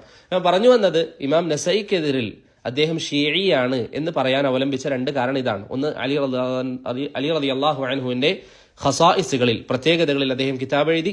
രണ്ടാമത്തേത്, മുആവിയ റളിയല്ലാഹു അൻഹുവിന്റെ വിഷയത്തിൽ കിതാബ് എഴുതാൻ വേണ്ടി പറഞ്ഞപ്പോൾ അദ്ദേഹം വിസമ്മതിച്ചു. പക്ഷേ ഇതിൽ നിന്ന് നമുക്ക് അദ്ദേഹം മുആവിയെ സ്വീകരിക്കുന്നില്ല എന്ന് മനസ്സിലാക്കാൻ സാധിക്കുമോ? ഒരിക്കലുമില്ല. കാരണം അദ്ദേഹം തന്നെ പറഞ്ഞതായി നമുക്ക് കാണാം, മുആവിയ റളിയല്ലാഹു അൻഹു സ്വഹാബത്തിലേക്കുള്ള വാതിലാണ്. മുആവിയെ കുറ്റം പറയുന്നവൻ സ്വഹാബത്തിനെ കുറ്റം പറയാനാണ് ഉദ്ദേശിക്കുന്നത് എന്ന് അദ്ദേഹം പറഞ്ഞിട്ടുണ്ട്. മാത്രമല്ല, അദ്ദേഹത്തിന്റെ കിതാബിൽ, വളരെ പ്രസിദ്ധമായ കിതാബ്, നമ്മൾ പൊതുവെ നസായി എന്ന് പറയാറുണ്ട്, ഇമാം നസായിയിൽ ഉദ്ധരിച്ചു എന്ന് പറയാറുണ്ട്. അതേതാ കിതാബ്? അസ്സുനനുൽ കുബ്രയാണോ അസ്സുനനുൽ സുഗ്റയാണോ?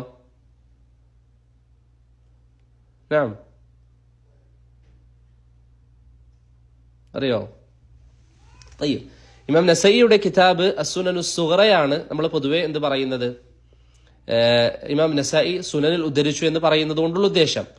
അത് പൊതുവെ അൽ മുജ്തബ എന്ന പേരിലാണ് അറിയപ്പെടുന്നത്. ആ കിതാബിൽ മാത്രം മുആവിയ റളിയല്ലാഹു അൻഹുവിന്റെ ഹദീസുകൾ 15ലധികം ഹദീസുകൾ അദ്ദേഹം കൊണ്ടുവന്നിട്ടുണ്ട്. 15ലധികം ഹദീസുകൾ കൊണ്ടുവന്നിട്ടുണ്ട്. അപ്പോൾ മുആവിയയോട് ദേഷ്യമുണ്ട് എങ്കിൽ ഒരിക്കലും അദ്ദേഹത്തിന്റെ ഹദീസുകൾ ഉദ്ധരിക്കില്ലായിരുന്നു. അതുപോലെ തന്നെ ഇമാം നസഈക്കെതിരിൽ വന്നിരിക്കുന്ന മറ്റൊരു ആരോപണമാണ്, അദ്ദേഹം അലി റളിയല്ലാഹു അൻഹുവിന്റെ ഖസായിസിൽ കിതാബ് എഴുതിയതുപോലെ അബൂബക്കറിനെയും ഉമറിനെയും കുറിച്ച് എഴുതിയിട്ടില്ല എന്ന്. അത് കളവാണ്.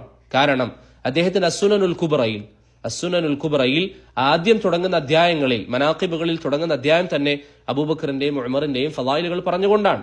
അതുകൊണ്ട് അദ്ദേഹം മുആവിയ റളിയല്ലാഹു അൻഹുവിനെ സ്വീകരിച്ചില്ല എന്ന് പറയുന്ന നിലപാട് ശരിയല്ല. മറിച്ച് മുആവിയ റളിയല്ലാഹു അൻഹുവിന്റെ ഹദീസുകൾ ഉദ്ധരിച്ചിട്ടുണ്ട്. മുആവിയ അദ്ദേഹം ബഹുമാനിച്ചിരുന്നു. മുആവിയയുടെ വിഷയത്തിൽ സംസാരിക്കരുത് എന്ന് പറഞ്ഞിരുന്നു. പക്ഷേ അലി റളിയല്ലാഹു അൻഹുവിനെ പോലെയല്ല മുആവിയ എന്ന് മാത്രമേ അദ്ദേഹത്തിന്റെ സംസാരത്തിന് അർത്ഥമുള്ളൂ. അത് എല്ലാവരും അംഗീകരിക്കുന്നതാണ്. കാരണം മുആവിയയെക്കാളും 20 വർഷം മുമ്പെങ്കിലും ഇസ്ലാം സ്വീകരിച്ച വ്യക്തിയാണ് അലി ബിൻ അബി താലിബ് റളിയല്ലാഹു അൻഹു. അത് മുആവിയ തന്നെ പല കരാറുകൾ എഴുതുമ്പോഴും അലിയുടെ പേര് ആദ്യം എഴുതണം, അദ്ദേഹമാണ് എന്നെക്കാളും ഫضലുള്ള വ്യക്തി എന്ന് മുആവിയ പറയാറുണ്ട്. അതുകൊണ്ട് ഇമാം നസായി ഷീഇയാണ് എന്ന് പറഞ്ഞ ഷെയ്ഖുൽ ഇസ്ലാമിന്റെ സംസാരമാണെങ്കിലും, അല്ലെങ്കിൽ അഫ്വൻ അദ്ദേഹത്തിന് തശയ്യുഉ ഉണ്ട് എന്ന ഷെയ്ഖുൽ ഇസ്ലാമിന്റെ സംസാരമാണെങ്കിലും, ദഹബിയുടെ സംസാരമാണെങ്കിലും, ഇബ്നു ഖല്ലിഖാന്റെ സംസാരമാണെങ്കിലും അത് ശരിയല്ല. മറിച്ച് അദ്ദേഹത്തിലേക്ക് പറയപ്പെട്ട തശയ്യുഉ സ്ഥിരപ്പെട്ടിട്ടില്ല എന്നുള്ളതാണ് അല്ലാഹു അലം ഏറ്റവും ശരിയായ അഭിപ്രായം. അതാണ് ഇബ്നു കസീറിന്റെ സംസാരത്തിലൂടെ മനസ്സിലാകുന്നത്. അതിന് അവലംബിച്ച 2 കാരണങ്ങൾ, ഒന്ന് അലി റളിയല്ലാഹു അൻഹുവിന്റെ വിഷയത്തിൽ കിതാബ് എഴുതിയതും, 2 ദമസ്കസിലെ സംഭവവും, 2 സ്ഥിരപ്പെടാത്ത, അല്ലെങ്കിൽ 2 ഈ വാദം സ്ഥിരപ്പെടുത്താൻ സഹായിക്കാത്ത 2 കാര്യങ്ങളാണ് എന്നുള്ളത് നാം മനസ്സിലാക്കുക. വേറെ എന്തെങ്കിലും ഉണ്ടോ?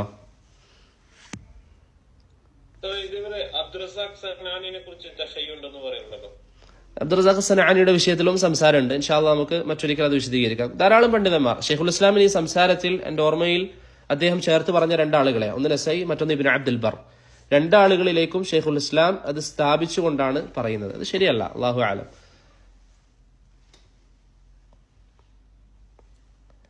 ഇവിടെ വേറൊരു വ്യക്തി എഴുതി ചോദിച്ചത് മദീനയിലേക്ക് വരുമ്പോൾ മസ്ജിദ് ഖുബ അതിന്റെ ഫضൽ. മസ്ജിദ് ഖുബായിട്ട് ബന്ധപ്പെട്ട് ധാരാളം ഹദീസുകളൊക്കെ വന്നിട്ടുണ്ട്.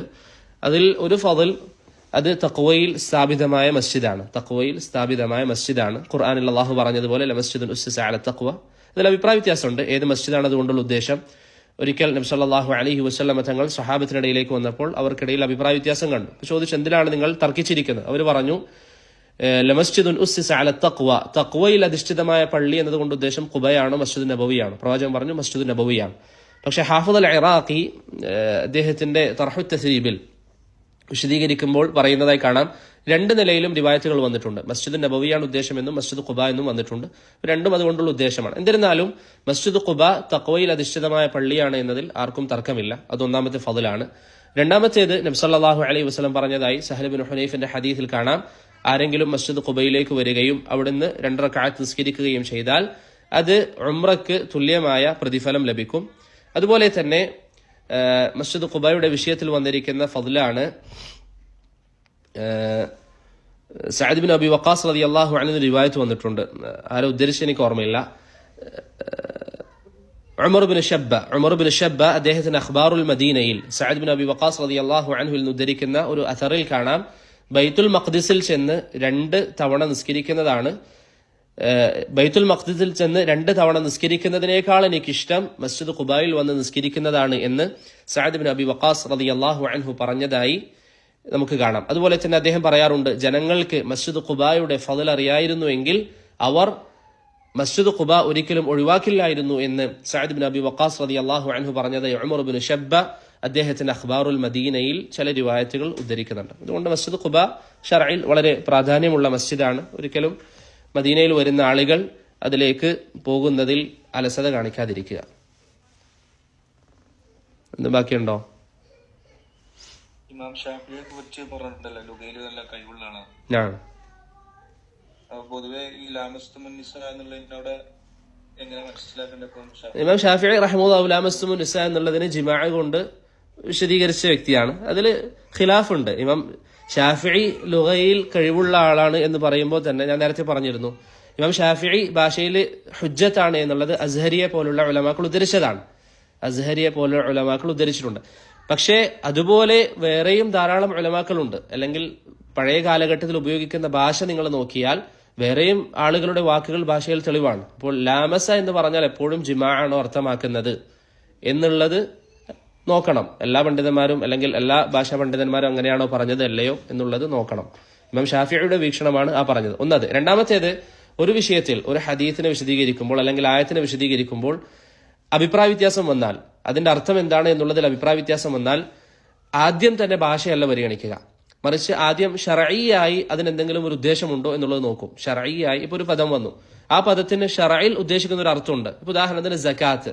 സകാത്ത് എന്ന് പറഞ്ഞാൽ അറബി ഭാഷയിൽ വളരുക എന്നൊക്കെയാണ് അതിന്റെ അർത്ഥം, അല്ലെങ്കിൽ സംസ്കരിക്കുക എന്നുള്ള അർത്ഥങ്ങളൊക്കെയാണ്. പക്ഷെ അറബി ഭാഷയിൽ അതിനൊരു അർത്ഥമുണ്ട്, ഷറയിൽ ഒരു അർത്ഥമുണ്ട്. ഷറയിൽ അർത്ഥം എന്താ? നമ്മൾ പറയാറുള്ള സകാത്ത് കൊടുക്കുക എന്നുള്ളത്. അപ്പൊ അതാണ് മുൻഗണന നൽകുക. അതിൽ നമുക്ക് ലഭിച്ചിട്ടില്ലെങ്കിലാണ് ഈ പറഞ്ഞ ഭാഷാ പരിഗണനകളിലേക്കൊക്കെ പോവുക. അപ്പോൾ ലാമസ്തുമുൻ നിസ എന്നുള്ളതിൽ പണ്ഡിതന്മാർക്ക് ധാരാളം ചർച്ചകളുണ്ട്. കേവലം ഭാഷയുടെ മുകളിൽ മാത്രമല്ല അതിനുള്ള ചർച്ചകൾ നിൽക്കുന്നത്. വേറെ എന്തെങ്കിലും ഉണ്ടോ?